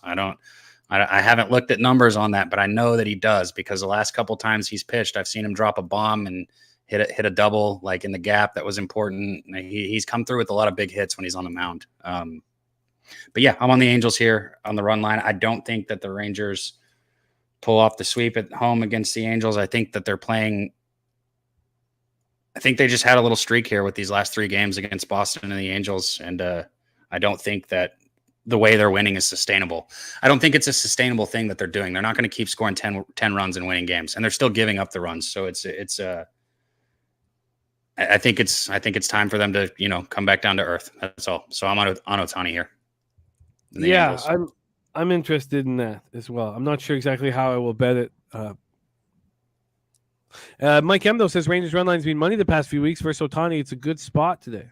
Luce says Ohtani goes yard tonight. I think he's looked really good at the plate, despite the Angels losing a couple games. It was a fluke, and Rangers are not good. Cab on the Angels minus 1.5. That's available at minus 109 at Circa. I'd love to hear if anyone can beat that price. Last game on the board, White Sox, Royals, Kauffman Stadium in Kansas City, Missouri. We'll start with the weather here in Kansas City. We have 81 Fahrenheit at first pitch, 7.3 miles per hour left to right. Dies down to 3.8. Wind not a issue. When we move over to the line history in Kansas City, we have the White Sox opening up at minus 165, 10-cent move to the Royals. Then total perspective opened up at 7.5. It's now at 8. When we look at the cash here, we have 79% tickets, 67% cash on the White Sox. So there is people backing Greinke here. So Greinke has 21% of tickets, 33% of cash, and it's a flip of a coin for the total. 49% Is it time? Is it time to start? Is it time to start fading him? Is that regression happening? Man, look at his last 3 starts. I don't know. Sorry, I didn't mean to interrupt you, but I'm heavy leaning on the White Sox here. Zach Greinke, I hate fading career, 3-4 ERA guys, but his last 3 starts, Jimmy, and I know I've heard you talk about it. I think it might be that time. It might be. It might be. I mean, he's not the right pitcher for the thin air in Colorado. Because there's a lot of contact. He gets those 45-mile-an-hour curveballs can be touched. But I'm not sure. I'm not sure if it's the time. And I think the betting market is telling us that this might not be the time. Billy Friedrichs on the over 5.5 Ks with Giolito says Royals have struck out 38 times in 27 innings in the first 3 games of the series. Piker says Giolito first came back from COVID. I think he's been tussling with the Omicron variant. Very, very scrappy variant. So Gio might not be up to the task. JP says, yes, I like the White Sox. On the road, they've screwed me. Spreadsheet play today makes me want to jump like crisscross. The spreadsheet play today is these Chicago White Sox. Giolito coming off a 7-inning, 6-hit, 1-earned run. It was a solo shot, 5 Ks, 1 walk, and 4-1 win at home versus the Guardians. Greinke coming off getting touched, 5 earned runs, 7 in total, but 5 earned and 4 2/3 at the Rockies. Neither team's hitting righties, and both bullpens are being questionable this year. Are you planning on running with Ron Crawford and the White Sox here, Daby? I can tell you that if I did add, this is one of the ones I'd lean on. It would be the White Sox. If I did add, it would be the White Sox here. Greinke, last start, 4 innings, 8 hits, 5 runs. You said that. The start before that, 5 innings, 10 hits, 2 runs. That's classic Greinke, though. Like you said, he gets hit. He pitches to contact. If you're going to pitch to contact, get ground balls and not walk people, there's something to that. But yeah, I'm worried that it's regression time in Greinke. I know that the line might not be indicating that, and the White Sox might not be the team to get to him. But I'd only play the White Sox here. All right, let's review all action here before we get on to NBA. Ron Crawford's spreadsheet play today is the Chicago White Sox. Braves Brewers, no action. Say play today looking very good here. Has it already cashed, Jose? It is actually about to. Eddie Rodriguez actually got pulled after a third of an inning. I don't know if it was injury or just him doing shit. But yeah, he is out. The bullpen is in, and we're just looking for a fly ball or a base hit to cash it. It is still 3-0, bases loaded. So, oh yeah. Jose gave us the say play today. Rays team total over 3.5 minus 130, and the team total over 4 at plus 110. Bruce Hayward says I'm going to stay off with Giolito coming off COVID. Luce says Greinke was regressing back when he was on the Astros. Says just getting worse. JPZ says, what is the spreadsheet? Is it money line? Let me just see what the White Sox are right now. The White Sox minus 155. Yeah, it'll be money line unless he says something about it. Giants Rockies, no action for us. I'm interested in this first 5 under 3.5 and the Twins minus 1. I'm going to look into it further, and if I bet it, I will tweet it out. That game pops off at 3:37. 410, nothing for us. Cab gets his day started with the Guardians. First 5 at minus 118. Astros Red Sox, no action. I'm going to move on the Marlins, and I'm going to move on the first 5 over 3.5. And I don't think I want to make 3 bets on the game, so I'm going to have to make some decisions around that. Padres, Phillies, no action for us. Yankees, Orioles, nothing. Mariners, Blue Jays, Sharpies on the first 5 under 4, and I get it. I'm not going to move on it, but I did move on the Blue Jays division, AL, and World Series this morning. Cabs on the Mets team total over 3.5 minus 123, and I'm going to move on the full game under 7 in Cardinals Mets. I'm going to move on the Cubs minus 1. Cabs on the Angels minus 1.5 minus 109, and I'm also going to be moving on the Angels, and I'm not entirely sure how I'm going to bet that. And there we go. Yeah. There we go. Daby Cab, this is your third appearance here on Betting with the Bag with the MLB card. You are plus units overall. I don't have all the stats because I fell a little bit behind, but I will get everything back in action here this week. But thank you so much for joining us, Cab. Love having you here. Daby Cab is the host of our big new show on Tuesdays and Thursday nights. You want to tell us a little bit about the show? Yeah, the nightcap, man. We're out hanging out. Bring a drink if you drink. If not, it's cool. Just come hang out, roll a joint. It doesn't matter. We're watching live games, NBA playoffs, NHL playoffs right now. Looking for value in the live lines, which I don't want to go on a huge spiel about it, but there's a lot of value in live lines, so it's a lot of fun. We're cashing bets together and hanging out. So come check us out. It's Tuesday and Thursdays, 8:30 Eastern. I love it, Daby. And if you add anything to your card that you want to make official here on the show of games we've talked about, because we talked about all, just tag me and it counts. Got you. All right. Much love, my friend. There he is, Daby Cab. Follow him on Twitter at Daby Cab. We move on to NBA, and I can't wait to talk about this game. And I can't hedge. Possible 10K if the Mavs win it all, and I can't hedge at minus 220, and I'm not going to. And I need to talk it out with you guys. So I'm not sure how to handle it, but we have just the man for the job. Continuing his spectacular season here on Betting with the Bag. Coming to us live from Los Angeles, California. Please welcome to the show. It's Derl in the house. Derl, what's happening, my man? Yo. Yo, what is good, Jay? What is good, man? Happy to be back. Happy for you to be back because Jose just absolutely sucked. No, I'm just giving him shit. Jose was great, man. He did wear pants. But I'm happy to be back with my mantra always being any day on this side of the grass is a damn good day, man. So enjoy life. And I am ready to talk some ball. Man, Daby Cab seems like a cool motherfucker, man.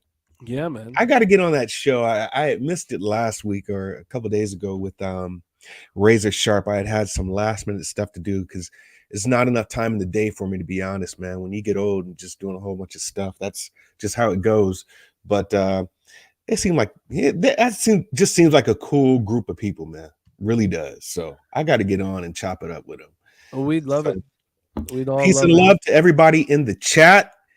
Man, I've just been on an absolute shitstorm of choosing sides here, so I'm ready to get back. I've made some plays today, hopefully to get myself back in the green with this. But it's been a rough couple of days for me.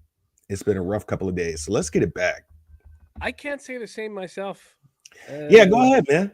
Go ahead. It's been a nice run. I stayed off of baseball entirely on my vacation, just picked spots, and it was just casher after casher, and I bet maybe 6 bets, maybe 7 bets, and oh man, I am at my high water mark now in NBA after cashing the Mavericks plus 235 money line in Game 7. Nice. 160 and 140, so 53.3%. Average line minus 108. I'm plus 10.98 units, and the ROI plus 3.66%. Yeah, and that is my run. Right now is in my last 87 bets. I'm 57 and 30 plus 27.85 units in NBA. Nice. And it feels very good. And there's not much for me to figure out. And there's not even much for me to bet. It's just I have $200 on the Mavs to win the West at 18-1 and $200 on the Mavs to win the chip at 33-1. And I would like to guarantee myself some money. But I'm also not just, I'm up because of Scotty Barnes. I know I don't get my futures until the last game of the season ends.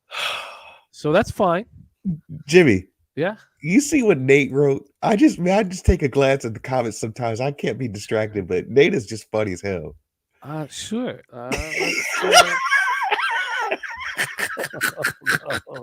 Oh no, right off your body, Nate, man. Salute to you, Nate, Sharon, JPZ, LJ. I see y'all, man. I appreciate y'all. Appreciate the love, man. I really do. But that is funny. That is funny right there. That was a tough second half, and I'd like to talk about that. And I don't want to be so excited about the Mavericks Warriors just because of my futures. Dennis Garcia also moved on the Mavericks with me. Oh wow! When we talked about it, but Dennis is in a much, much, much more envious situation. I don't know if he got the 18 and the 33, but he was right around there. It was within a week or so, I believe, of when I moved on it. But he has the Warriors to win the West. 400, and he has nothing to do but sit back and let the money come in. Yeah, man. And I don't have that. I don't have that opportunity. And it's okay, but it's very possible that I won't get the opportunity. It's possible that I won't get the opportunity to hedge. Right now, they're offering me. It opened at minus 250. Yeah. And now it's minus 220. And also, we'll talk about the game in and of itself, but to win series. What's up, Ron? I see you, baby. I could get cute and pick a Warriors to win series at a certain 4-2 or some shit like that. I'm not going to do that. I don't want to. You're not going to. But we'll talk about all those things here. And I just wanted you guys to know that my situation here, I have not hedged and I don't know what to do. Dennis says nap time. What a treat. What a great opportunity. Dennis is in futures heaven in the series, but I am not. Let's talk about your feelings from watching game 1 of the Celtics Heat. Yeah. So remember no, you and I weren't. I was talking to a buddy of mine about this. What the Bucks really missed, man, was PJ Tucker. They really missed him, and you probably should have paid his ass. He should still be in Milwaukee, right? He wanted He to. is definitely that dog. And then when you lose Chris Middleton, you lose a two-way player. And PJ is just that guy that you need, right, for a team like Boston. And what I had seen, well, first off, I'll say this. I don't think Miami's completely out of the woods just yet on that game, right? Because we saw the same thing happen with Milwaukee. And this is the trap I had fallen into. Remember, game one, Boston and Milwaukee. Milwaukee smacked the shit out of Boston in Boston.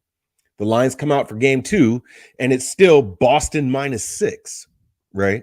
So everybody jumped on Milwaukee, including myself, but you saw the adjustments that was made, and you saw Boston come alive and really stick it to Milwaukee. I'm going to say two crazy things here, and it's just I allowed myself to keep my tinfoil hat on when looking at these games. One thing I've just kind of realized is you've got a bunch of, I don't want to say truthers, but you've got these guys that are deep in the rabbit holes of the interwebs that use something called gematria to forecast these games. And they just believe all games are rigged. Your news, media, and sports are all under the same tinfoil hat. And pretty much you can determine the outcomes of games just based off numerology. And not to go too thick in the weeds with it, but they were able to determine that because of gematria that Boston would come out on top, and they did, especially game two. They're using that same type of numerology, if you will, for this Boston and Miami Heat game, right? And so it's very, very weird to see a tale of two halves happen in the finals, but it happened. It happened. Miami came out, just stunned it first half. You had all kind of tweets going out, especially the sick old man himself, Skip Bayless, just saying that Tatum was the best player on the court, yada, yada, yada. And then second half, Miami just turned that shit up. Udoka's only playing 8-man rotation. These guys just came off of game 7, right? So you could see those legs kind of wear thin and wear down in the second half. But what is stunning to me is the defense that Miami is playing. Their defense is just top notch here. And they all have that chemistry, man, to where they help out in rotations. You saw the steal by Jimmy Butler to where he's on his guy is on his weak side, but he's looking in at where Jason Tatum's going to pass the ball. And so all in all, there's chemistry there. And I think that it's going to take Miami far. But if I'm looking at this game, the series as a whole, you're not going to have just a shitty performance by Boston again in the third quarter. I believe they had scored like 2 points, and it was like almost 5 minutes left in the quarter, right? So it was a complete meltdown by them. So I do think Udoka is going to I really do think Udoka is going to make the adjustments. I saw something just stunning about the Al Horford news, and I didn't know this. And I'll end it at this with this game, and this is why I think Boston is still on top. A lot of your tinfoil hat guys are going to say Boston's so good of a team that they had to sit players in order for it to look like a meaningful series. Did you know that all players who are vaccinated have to request to get a test? They have to request to get a test. So testing is not mandatory in the NBA if you are vaccinated. So Al Horford had to put himself out there to be vaccinated or to get a test and then pop positive for it. Now, for whatever reason he did that, maybe it's just in his good old heart that he decided to do that. Maybe he was just that sick that he had to get tested. You do not have to get tested if you are vaccinated, and he's vaccinated. So now you've got people thinking, well, they had to cripple themselves to a certain degree in order for the Heat to beat them. And that probably won't be the case in these next games coming up. So that's a huge, a bunch of, just kind of theory news I'm spitting out to you. But I kind of feel this is going to go 7 games also. And Boston just might still come out on top. It's crazy, the Horford situation. I mean, the only angle I can think of is he didn't want to. He did. I still don't know why he did an official test. I don't see why he didn't just go into the recesses of the arena and right, take a test quietly and say, "Look, guys, I got COVID." So right. I'm just gonna, Right. and just to make sure that his teammates didn't get it. Right. Now, imagine how many people do have it that are not going to get tested. Same thing happened with Kerr, right? Kerr tested pop positive for whatever reason. He's vaccinated, right? But none of the players are, and you're around these players. So what I'm saying is the testing now is voluntary. You don't have to have a test if you are vaccinated. So there's a lot of moving parts here, and I use that word a lot. But the fact that you don't have Al Horford there to help out on your gaps, right? The fact that you don't have Marcus Smart, your defensive player of the year, but he's a hurt foot. I'm telling you right now, man, I think a lot of people are going to jump to the Miami side because of that second half performance. You just saw Boston absolutely gassed, but you're playing 8 men in rotation. I just don't like. I don't think people are going to think this is going to be as easy as it thinks. So if Nasty Nate is still on the Celtics, which he probably is, wouldn't be surprised, man. Wouldn't be surprised if they still come out on top.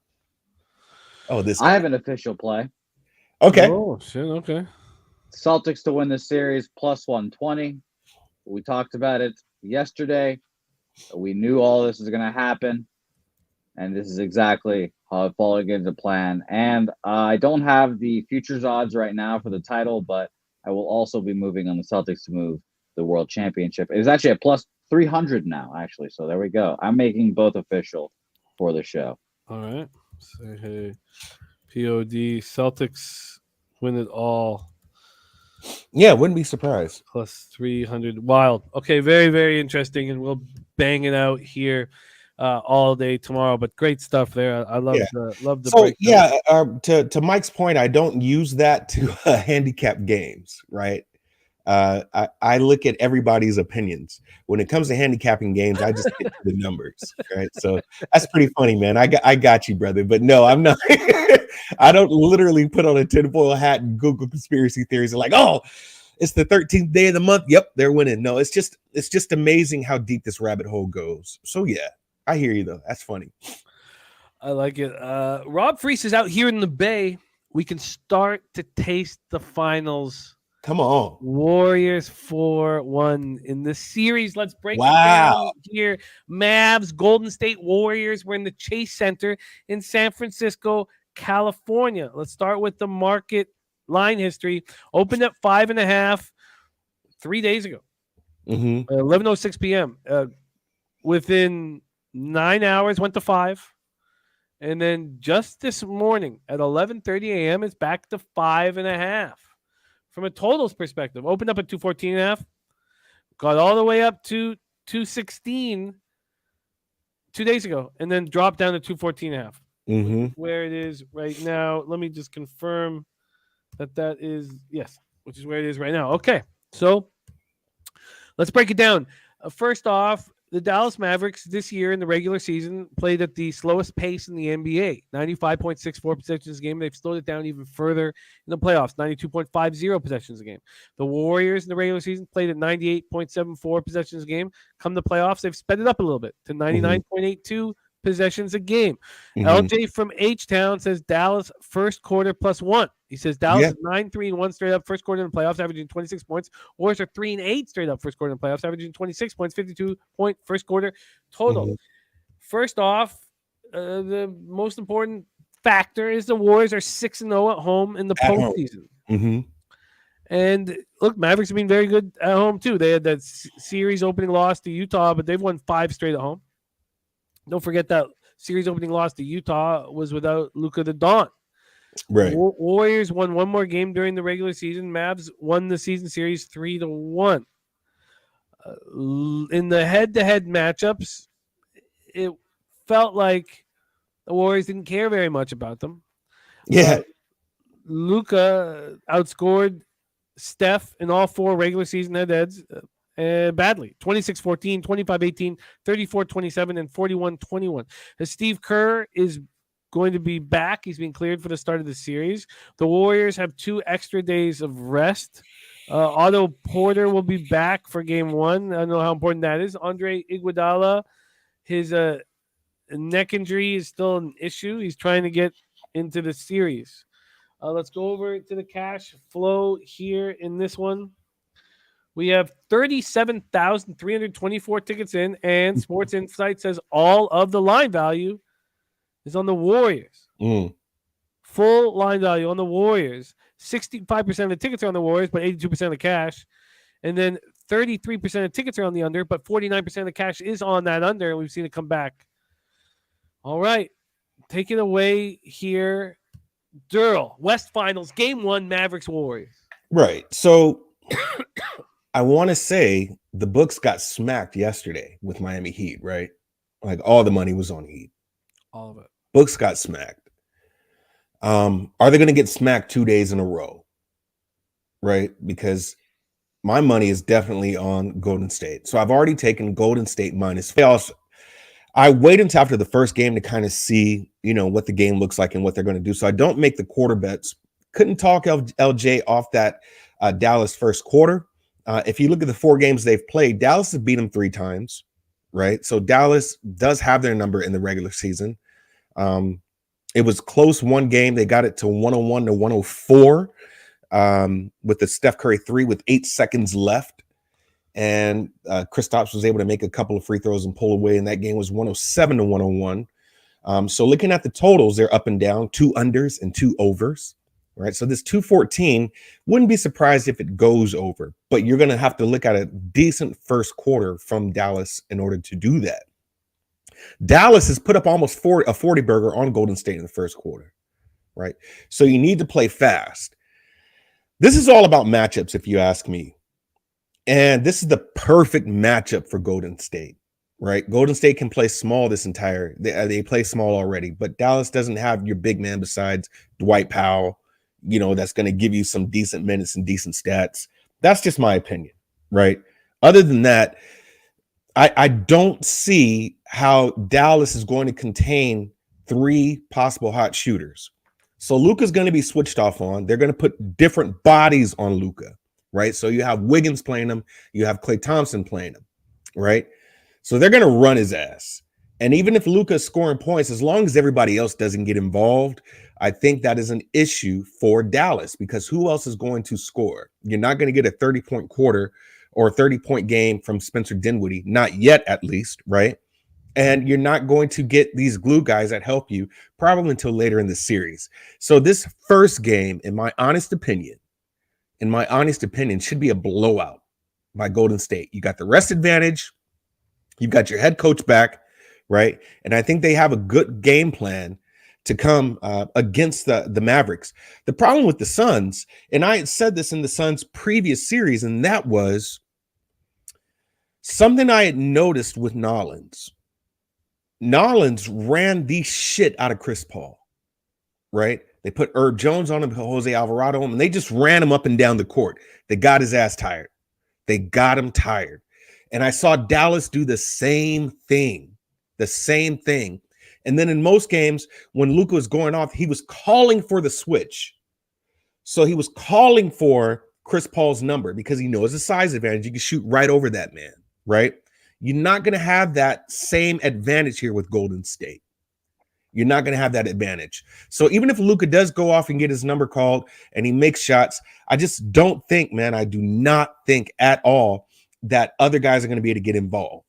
So this is a game, in my opinion, that Golden State should rout, at least be a blowout in the beginning. Golden State 6-0 at home. They don't lose at home in the playoffs. I believe they had a harder series against Memphis concerning bigs than with the Dallas Mavericks. So in my opinion, bro, you ready for this? Give me Golden State Warriors minus. I don't give a fucking shit what the spread is full game. You ready for this? Here's my analysis. I don't give a fucking shit. So yeah, I don't give a fuck. I don't give a fuck what the spread is.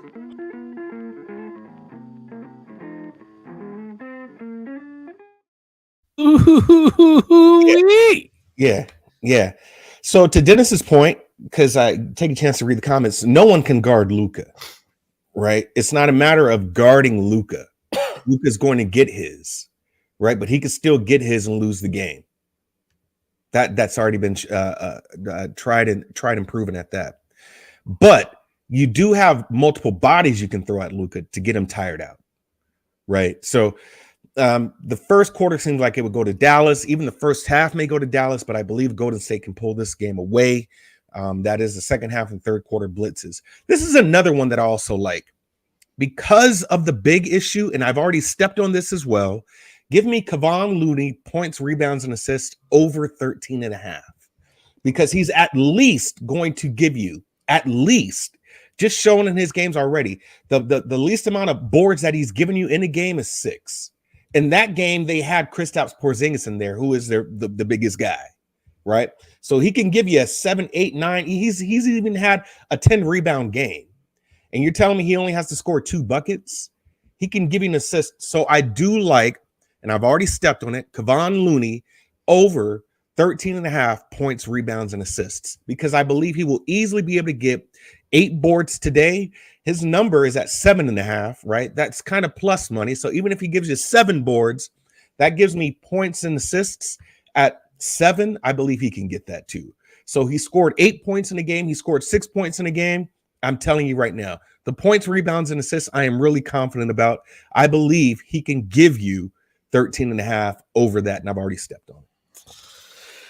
Wow, we found that 13.5 at -112. Great breakdown. I want to see if I can get it for cheaper here. See if I can. Are they not gonna stop fucking book? Over 13.5 -112. I can't. I would sure like to sit back and hedge this some way, but I just can't at -220. I just can't do it because like $200 or $300 or $400 is just not important.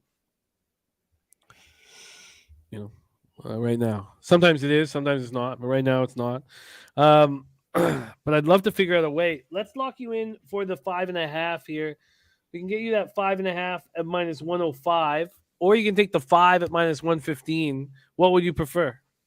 Give me the push, because that's where I got it. I got it at 5. I took this early. But you know what? That actually, if I'm saying I don't give a fucking shit what the spread is, then I should just take the hook, right? Because it doesn't matter what it is. Give me the live number, whatever it is right now, 5.5. I don't know if that is necessary. You may just want to have the exact same line that you got in at. Well, that's right. I got it at -5 at -110. So I mean, I don't feel like it's the energy behind the action. You know, it doesn't mean that you can't find the very best angle. And if you want the push at 5, I mean, I can understand that. The 5.5 is -103 at bookmaker. So do you want the -5.5 -103 or the -115? Yeah, let's go -5.5. Okay. I'm looking at Looney's minutes because people don't think he would play. 25 minutes last game, and he gave you 10 boards, 8 points. 26 minutes last game, rather. The game before that, Looney gave you 26 minutes, 10 boards, 8, 25 minutes. Yeah, I think he plays more than 10 minutes. 9 boards and 8. So, yeah, I mean, 13.5 just seems too low for me. And that's why it's kind of juiced at that too. So I think he's going to play more than 10 minutes. You do like him to grab boards. So, yeah, I like that 13.5. I just think that's a good low number. If you're already saying that it's juiced to the over that for 5 points, so let's see, he gives you 4 points, right? He's going to give you at least 8 boards. So to get a bucket, to get just 2 points, where as low as he has, there's been a game where he didn't score any points, right? But then there's games where he scored almost 10 points. So that 13.5 just looks good to me. Oh, God, I can't wait to watch this game. Yeah. I can't wait to watch this series. I'd sure like to be in Dennis Garcia's shoes. Do you think that Memphis would have won the series had Ja been able to play? No. Okay. Who do you think's a better player, Ja or Luka? Luka. Okay. I guess if we're going back eras here, have you ever seen just one man just win the whole series, or you need a team to do that? I think that they put together a team. I think that trade was enormously important. Get KP out, get Dinwiddie in. Dinwiddie with something to prove. I think that Jalen Brunson is playing at a very high level, and so is Dinwiddie, and you have Kleba hitting threes. You have, Powell's athleticism. Maybe he's not that good of a basketball player, but he can run the floor and he's got athleticism. And I think the best player on the floor isn't Steph Curry. Yeah. Yeah. I think this So- is the perfect matchup. I really do. I think this is a perfect matchup for Golden State. And I think you have more shooters than the Suns did, right? More consistent shooters that you really have to close out on. And that's the Splash Brothers at the pool party, right? Well, they- And Wiggins is streaky. Wiggins can go off. He can give you a game or two, but he's going to play some defense. So that defensive weakness on the Suns was definitely Chris Paul. Luka was looking for the switch, calling for the switch, shooting right over Chris Paul at the nail, right? It was like barbecue chicken, man. Barbecue chicken. And I just don't think you have that same issue. Now, I know a lot of people might just say also, well, you're missing some perimeter defense now because you don't have Gary Payton in there, right? And that meant a lot with him going out because he was your perimeter defender. But I think you can get, being that Wiggins is long and lengthy and big enough to guard Luka, that's going to be good, right? I don't know what Klay's on. I'm not too confident in Klay with the shooting, but he did come alive in the last game. So maybe that carries on with this game. They are rested. And then we're not even going to talk about, I know he's an old, just an old soul at this point, but Iguodala, if he plays, man, he could get on Luka. Even if he gives you 5, 6, 7 minutes or something, maybe that's enough for just 2 defensive stops or something before his back goes out and he's killed over again. But I just think there's some people that you can throw at Luka to at least disrupt him. Are you going to stop him? Absolutely not. Absolutely not. Right. But if you at least disrupt them, then you're counting on your Dinwiddies and your Brunsons to make plays. And the narrative that was happening with them in the last series. They just did not come alive in the beginning with the Suns. Right. So it's just one of those things to where if they're going to be on, they got to be on from game 1 all the way until how long the series goes. So it can't be that they just have a complete shit show, these first 2 games and then decide to come alive. So not very, very big plays for me in the beginning as far as seeing how the series works. But I'm going to watch this game closely tonight, Jimmy. I'm going to watch it closely because it's going to say a lot. But I just think the Warriors got him hands down. Watch that left knee of Steph Curry. Look, I have no inside information. I know this is as Dennis would call it, editorializing. But I think that Steph had knee surgery as soon as the season's over. I think there's something wrong with that left knee. And I sit and stare at it. I'm just like, it just doesn't look right. And so I don't think he's 100%. I mean, that's easy to say. Maybe none of these guys are 100%. But I think that the Mavs are live in this series. And thank God the Warriors have Draymond Green. Yeah. Because there's got to be one junkyard dog or you're not winning this big playoff series. And the Warriors only have the one. The way I see it, and thank God. Wait till you play the East. The East have junkyard dogs. Yeah, there was some dogs there. Yeah, a team full of them. Right, you might have 1 or 2. You had the Warriors just smacked Denver. They have the league's MVP back to back this year, right? With Joker, they get him out. There's no Porter Jr. There's no Jamal Murray, right? But they get through them. Then they play Memphis, who had just a great record. Right, just a great team altogether, with Bane, with Brooks, until he just shit the, he wet up the bed, bro, like those last 3 games or so. And then you don't have Ja, but now you got the Dallas Mavericks, who all you really have to contain is Luka, which if you're Curry, you're probably not game planning to just stop him because you can't.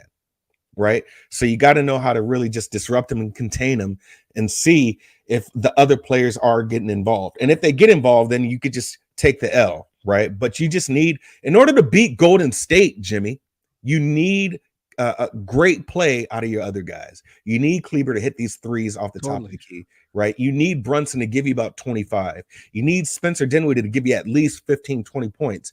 And I just don't see the consistency there. If I'm Steve Kerr, I let Luka do whatever he wants. Yeah. I cannot have Brunson and Dinwiddie get hot. They have to be stuck to at all times. Let Luka do whatever he wants. If we can make sure, like you said, that Brunson or Dinwiddie don't step up and get hot in this series, they're gonna win this series. So yeah, we'll see. But I do like him first game. I do like him first game. If anything, you go with the rest. These guys are rested. They've had time to game plan. Dallas Mavericks came off a great 7-game series with the Suns, but we could see where the Suns lack, where they need help with. And that's just not the issue with Golden State. The first thing when the money comes in at the end of the season, get a Scotty Barnes jersey, and I want to get a Luka jersey too. But Luka's got to come through here. At least give me a nice hedging situation would be enough. I fall in love with the kid. He's great, man. He's a gamer. He's a gamer, man. And it's just fun to watch guys who step up in the toughest situations. It's just fun to watch that shit. And that's what he does. I can't wait. And I can't wait to have you back on Friday because you'll be watching this game very, very closely. And then you will be telling us who you like in game 2. Absolutely. We'll see tonight. I'll tell you. Because with these playoffs, I've been making these plays a little earlier, like a day early. Sure. Right. Yeah. So I'll see how this game goes tonight. But I wouldn't be surprised if Dallas comes out hot. That's why I couldn't talk LJ off of his Dallas first quarter look. I mean, they get Golden State first quarter, right? They do. So Golden State is victim to that. Only reason why I didn't step on that is because the first time I decided to step on Golden State first quarter, or Memphis first quarter rather, Golden State gets them, right? So I'm like, let me lean off these first quarters and see how this game plays out. But yeah, wouldn't be surprised if Dallas comes off hot and then Golden State has to climb out of a ditch, at least for the first game. But they do get this game, full game, double digits for me. I started at some point late in the season really sort of reading Dennis Garcia's literature or drinking his juice. I started thinking that the Grizzlies weren't that good of a basketball team. Wow. I did. They were like that, and when push came to shove, if I wasn't sure if Bane and Brooks could really step up in the most difficult situations. They're athletic and they could step up on the defensive end. Yeah. I never questioned that. But whether or not they could step up in the offensive end and handle the pressure and the spotlight and all that stuff. So I don't, Warriors beating them. I mean, ho hum. Ho hum. I'd like to see the Warriors step up here and beat the Mavs. And then I'd like to see them face either the Heat or the Celtics, who got junkyard dogs throughout the lineup. So, G. Martinez says Dubs will respect this opponent. And maybe they have to. The Warriors weren't tested in that series, and they played the part. And they would against Memphis or Denver? Memphis. Really? I don't think they were tested. I mean, they would turn it on in spurts. And so you think they coasted? I do. Oh, yeah. I thought they knew they could just turn it on in a drop of a dime and then take over in fourth quarters. And I mean, we haven't seen the best basketball out of them. So that might be a thing that you could say is scary. We haven't seen the Warriors at their best, but with Steph Curry's left knee, I don't know if you're ever going to see them at their best, in all honesty. And with the way Clay's defending, and so G. Martinez says no, they were tested. Look, I started to see what Dennis was talking about with the Grizzlies, and I mean, were the Timberwolves that good of a basketball team? I don't know how good they were, but they were one of the highest scoring teams, so they had the offense there. So you had to run up and down with them, right? Oh, for sure. If you're going to say, well, they're not that good, well, their defense wasn't there. I mean, you do have your defensive anchor and Pat Bev, so maybe that changes this year, right? But then even look at another thing. That's another thing that Dallas has to go against. And it's funny, even though he was slandering the man, Pat Bev did say that a couple days ago. When I go to sleep to play the Suns, I'm going to sleep at 10. I'm going to my bar or my restaurant, eat my steak, going to bed at 10 o'clock because he's a cone, right? He's a defensive liability. But when I got to play against Golden State, I'm not called, tell my girl not to call me. I'm in bed by 8 o'clock to get ready for that because this man is going to run. And so I do believe, as injured as he may be, he's still a threat off the ball, right? And so if he's going to make these defenders, rotate or help or switch out, I just think that works better in Golden State's favor because somebody is going to get open. Somebody is going to get open. So if you want to run, then Golden State is going to make you run. And they really didn't have that issue with the Suns. And this goes back to what I said, how Herb Jones and Alvarado made Chris Paul run, bro. They made him run. They gassed him. They gassed him. So Golden State, Curry is going to be moving around even off the ball. And that's going to be scary for Dallas. Yeah, look, the Warriors are a tough basketball team. I don't mean to, be too negative about them, but it just feels like the Mavs are fearless. Yeah, they're playing with the house's money. That's right. That's their right. Their coach has gone all the way one time in his life with this very basketball team. Yes. He has got no fear right now. He's finally showing the world what he can do as a head coach, and they believe.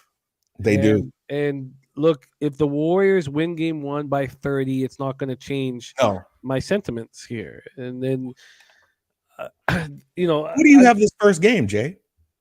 I'm not going to do anything. Well, I mean, if you have to make a play here, what does your gut tell you? Like, who are you liking? Do you think 5 is too many points? My gut would tell me that the Mavericks cover the first half and the Warriors cover the full game and take the 2 days rest. Take 2 days and rest. then the home court advantage are the two biggest elements of this basketball game. And the Mavericks don't need to win game 1, and they've proven that before. Right. So absolutely. That's how I would move on it.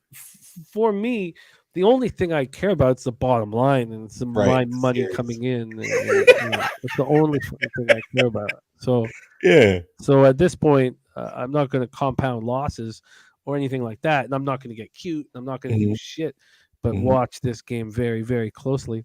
And another thing is, I'm not when I keep talking about Steph's knee. Look, I don't want to see it buckle or anything like that. Yeah, you do. That's what it's like. I don't. That's not how I want to win this series at all. I would never. And I like Steph. I like who he is. I like who he is as a guy. Like I don't want anything, but I wish him the best, and I'd like him to be. I'd like the Mavericks to beat the Warriors with all the pieces in play. Right. Nut Flush Allen says Caden said lock it in, Warriors in 5. Well, and Caden's a great capper. Happy birthday, Caden. Yeah. Happy birthday to you, brother. Happy birthday to you. After this first game, I think I'll know a lot. And that's why I said, even with the Eastern Conference Finals, like, bro, like, don't take that Boston Heat series for granted. Like that could go 7 also, So I still think Boston could possibly win that. They just look like just a more uniform team, but it's going to be defense against defense. So you got everybody healthy. Look at the unders on those games. Max Welly says Jay Kidd's the man either way. Look, and we don't need to end the show getting into that. I do not think Jay Kidd is the man. Really? Not at all. You don't hit women and be the man. Okay, I understand that. I understand. Look, same thing you could say for Chauncey Billups, right? Yeah. Okay. They're lucky they have jobs. Absolutely. But I would like his team to win the NBA championship. So there we have it. Derl moves on the Warriors -5.5 at -103, and he's on Kevon Looney over 13.5 points, rebounds, and assists at -112. Say hey, play of the. Oh, it's all good, Max. I didn't mean to take it there. It's my fault. I just can't. I'm not going to sit. It's my fault. I shouldn't even have gone there, but it does exist. It's all good, and we don't. There's been some pretty ugly situations with him, but say hey, play of the day. Celtics win the series at +120. For me, I would have waited. I would have told Jose to wait because I don't think Horford's back in game 2, and I think just sort of like the Mavs, the Celtics feel like, look, we can be down 2-0 and come back home and win the series. Berkey says love the Darryl looks always. Appreciate it, man. He says, call me Parlay Poppy. 2 parlays tonight. Jay's first 5. And he's going. Okay, look. We're using total and Warriors -5.5. And so he's tying that Jay's first 5 look on the Kevon Looney. Yeah, man. I mean, I just feel something about that play. And you know me, I'm not a props guy at all. Right. But just kind of looking at the game. 5 under 4. Sorry. I know you're not a props guy, and interesting that you're going to run with Kevon Looney. I can't wait to watch it. Absolutely. Absolutely, man. This is going to be good. So I need to get myself out of this hole, man. It's been, I think when you're not on the show too, I may have the same thing Jose has. I only do good when you're on the show, bro. I only do good. So Yeah, I don't believe that. There's swings in this business. That's why bankroll management is the most important thing. You That's gotta be able why. to handle. You gotta be able to handle the losses. Absolutely. Absolutely. Okay. Yeah, Jared TG, I get it. Look, I didn't. It was. I was trying not to. I was trying so hard not to, and I still somehow said it. But okay. There we have it. Derl back in action with us on his drive for 60% against the spread on the show. He's been very, very impressive. Much love, Derl. Get that cash. Thank you for joining with us, and can't wait to see you on Friday, my guy. Any last words for the Capper Sport in the show? Yeah, man. Thanks and salute to everybody in the chat. I love interacting with you guys. This is all is this, man, this has just been a great experience altogether. One whole NBA season, just about. Yeah. And it's just been a great experience. So I have continued to just everything I do, I'm good with constructive criticism. You know what I'm saying? So it always feels good to be in a point of constantly learning. And that's how it's been on this show, just dealing with all the guys, Nutflesh, Dennis, even guys I don't know or don't talk to, just to kind of take their thought process and apply it to how I'm thinking. So, Jimmy, as always, man, it's been great, brother. It has been absolutely great to do this show with you, to do the segment with you. And I can't wait to see you on Friday. I can't wait to. Love you, my guy. There he is from Los Angeles, California. It's Darryl in the house. All right, so I'm not going to move on the game tonight. I'm going to just watch it very closely and hope my future includes $10,000 more. Let's review all action here in NHL. I only moved on one spot so far, and that's the first period under 1.5 in Rangers Hurricanes. But I'm doubling down. I'm doubling down that the Carolina Hurricanes stay out of the box. And I think they shut the Rangers down for whatever. Maybe this happens to me in the playoffs when I see how I'm going to make money, and I make money if the Rangers succeed. It just seems like the Hurricanes are the play here. But I'll win these two hockey pools if the Rangers can make this a long series, and so I am. Maybe I should just bet the Hurricanes. But I'm going to bet the under 5.5. That's at even money. And then I'm also going to add the Flames -1. Our guy, Mr. Gogster, is on the no goal first 9 minutes and 30 seconds at +120. He's also on both teams to score in Oilers Flames, and that makes me nervous. I think that the Oilers are a pretty easy team to play against, and I don't think the LA Kings are that good of a hockey team. So it makes me nervous because I kind of like that under 1.5 at +125, and I really like it, to be honest with you. You get the exact same number on the Oilers team first period team total under 0.5 as you do on the first period under 1.5 by both teams. I just, I got more things I got to think about that. Spreadsheet play today is on the Flames, and then the spreadsheet play today is also on the Chicago White Sox. Say hey plays of the day. Tell me they both cashed, please. 3.5 and 4, and we cashed the 3.5 and we pushed to 4. Beautiful work from Jose Bouquet. So one more run and he's laughing, but he's already up a unit.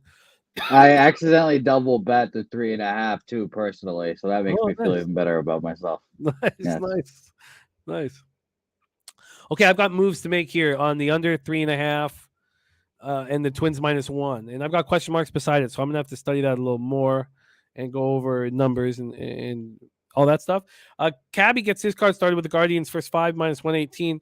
Astros Red Sox no action. I want the Marlins and I want that first 5 over 3.5 in Washington, Miami.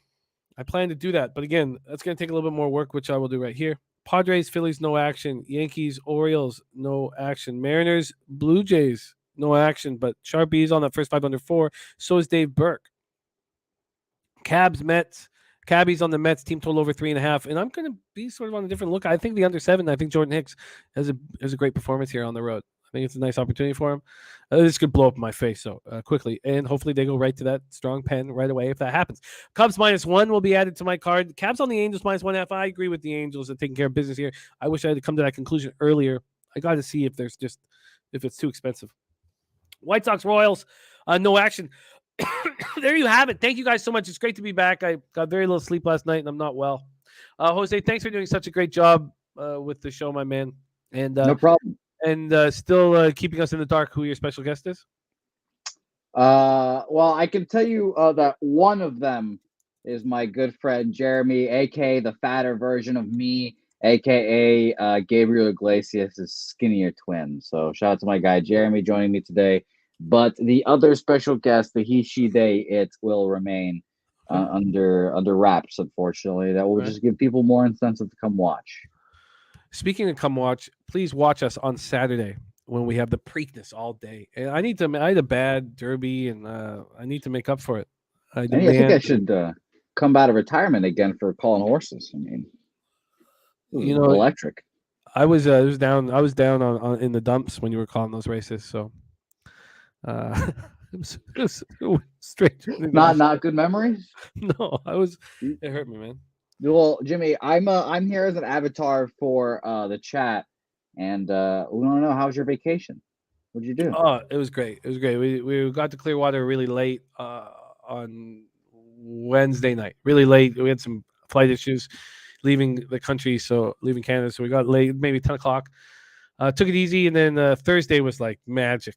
It was Clearwater Beach. Spent the day at the beach. Had lunch on the beach. It was just Ella and Carter playing in the ocean. It was as enjoyable as the day gets. Then we had to leave the next morning. We were only there for a short trip, and then we were in Orlando at sort of like a resort water park. I was just imagining you walking around Disney World with Carter and Ella, just fucking pissed off with dirty water with all these people around you, just checking your phone. That's what I was imagining. I wish that was the case. And then Cashman says Secret Oath on Saturday, Jimmy. No way. I love Secret Oath very much, and I want everybody to bet Secret Oath. I think Epicenter wins this race in his sleep. Hell yeah.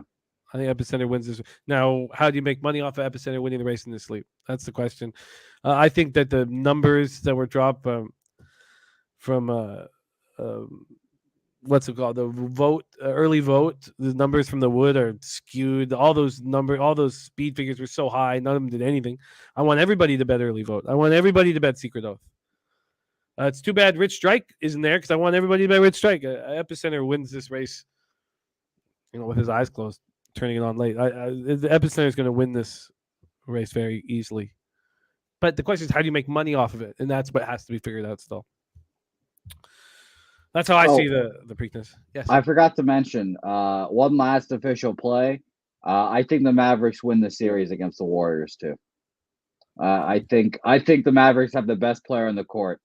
And I said this yesterday, if you did a draft of all the players on the Mavericks and the Warriors, it's Luka, Curry, and then I'm taking Jalen Brunson over Clay and Draymond. So, ooh, the Draymond, I can't. Draymond's too important. Draymond's he's so tough. He gives you a swagger. He gives you all this confidence. Those are not points in the scoreboard, unfortunately, for me. No, I respect that, but Draymond is like, he's so important. You need a guy like Draymond. You need someone that's not afraid to fight you. You better fight Luka. Draymond is he's just a junkyard 10K, dog. Jimmy. We're on the 10K club. Come on. It's going to be Celtics Mavs, and then we're going to have a very, very tense relationship for the NBA Finals. Celtics Mavs would just be heaven on earth, man. I would have to pull out my mortgage to go to one of those games in Dallas. Oh yeah. Man. Hey is adding Mavs in the series? Or are you gonna wait? Whatever it is. No, I don't give a fuck, as Darryl says. Jeez. And Jimmy, you said that I bet the Celtics too early. I don't give a fuck about that either. I am extremely confident in the Celtics winning that series. If they lose game 2, just bet them again. Celtics or sorry, a Mavs to win the series is plus 180. I'm sure we can find better. I'll take a look. But can you find better right now? I've got plus 170 on Bovada, so that's pretty good there for you, Jim. I'll give you plus 180. But I'll tell you, I would much rather as a Celtics fan see the Warriors, because if I think the Celtics would beat the Warriors in five games, maybe even a sweep, I think it would be ugly. Oh man, that would just be a dream come true. Dream come true. And then, oh man, that's why I'm here, Jimmy. I'm here to make your dreams come true. I love that. And great job while I was away. Thank you guys all so much. Nice to be back in action. I will get some rest and get better. Nathan's in at AOD, Billy Friedrich, Anthony, Tori Coker. So sorry, Heat winning the finals. And look, if the Heat win the finals, that means Razor Sharp Picks makes $10K. Right? He took him a $500 at 20-1. He told me to get on it when he did, and I should have. Alex Gagnon in the house. T-Mac. Spud, Nut Flush Allen, Billy Friedrich, Julian Cesario, Nasty Nate, Dennis Garcia. Love you guys all. Daby Cab, thank you for doing a great job. Jeff Shahadi, LJ from H-Town. Respect, Max Swelly, Dave Burke, Wallaby King. Let's get that fucking money, man. That's been a really nice, month and a half, 2 months? Let's keep winning. It makes our life so much easier and improves them at the same time. I love you guys. Let's get the fucking money. Let's get the money. Big shows coming up here. Big shows. We have 3:10 p.m. Prize Picks The Walking Dead with Sharpie. 3:10. Then at 4 p.m. NBA Pub Hub. And at 5:30, Say Hey Plays of the Day. I wanted to say this publicly, by the way, Jimmy. Sure. Congratulations on the tan. Wow, incredible. Looking tan, looking nice little, not white. I'm proud of you, Jim. Proud of you. Thank you. Let's get that cash. Leche. Hey, Los bookmakers, milk that shit.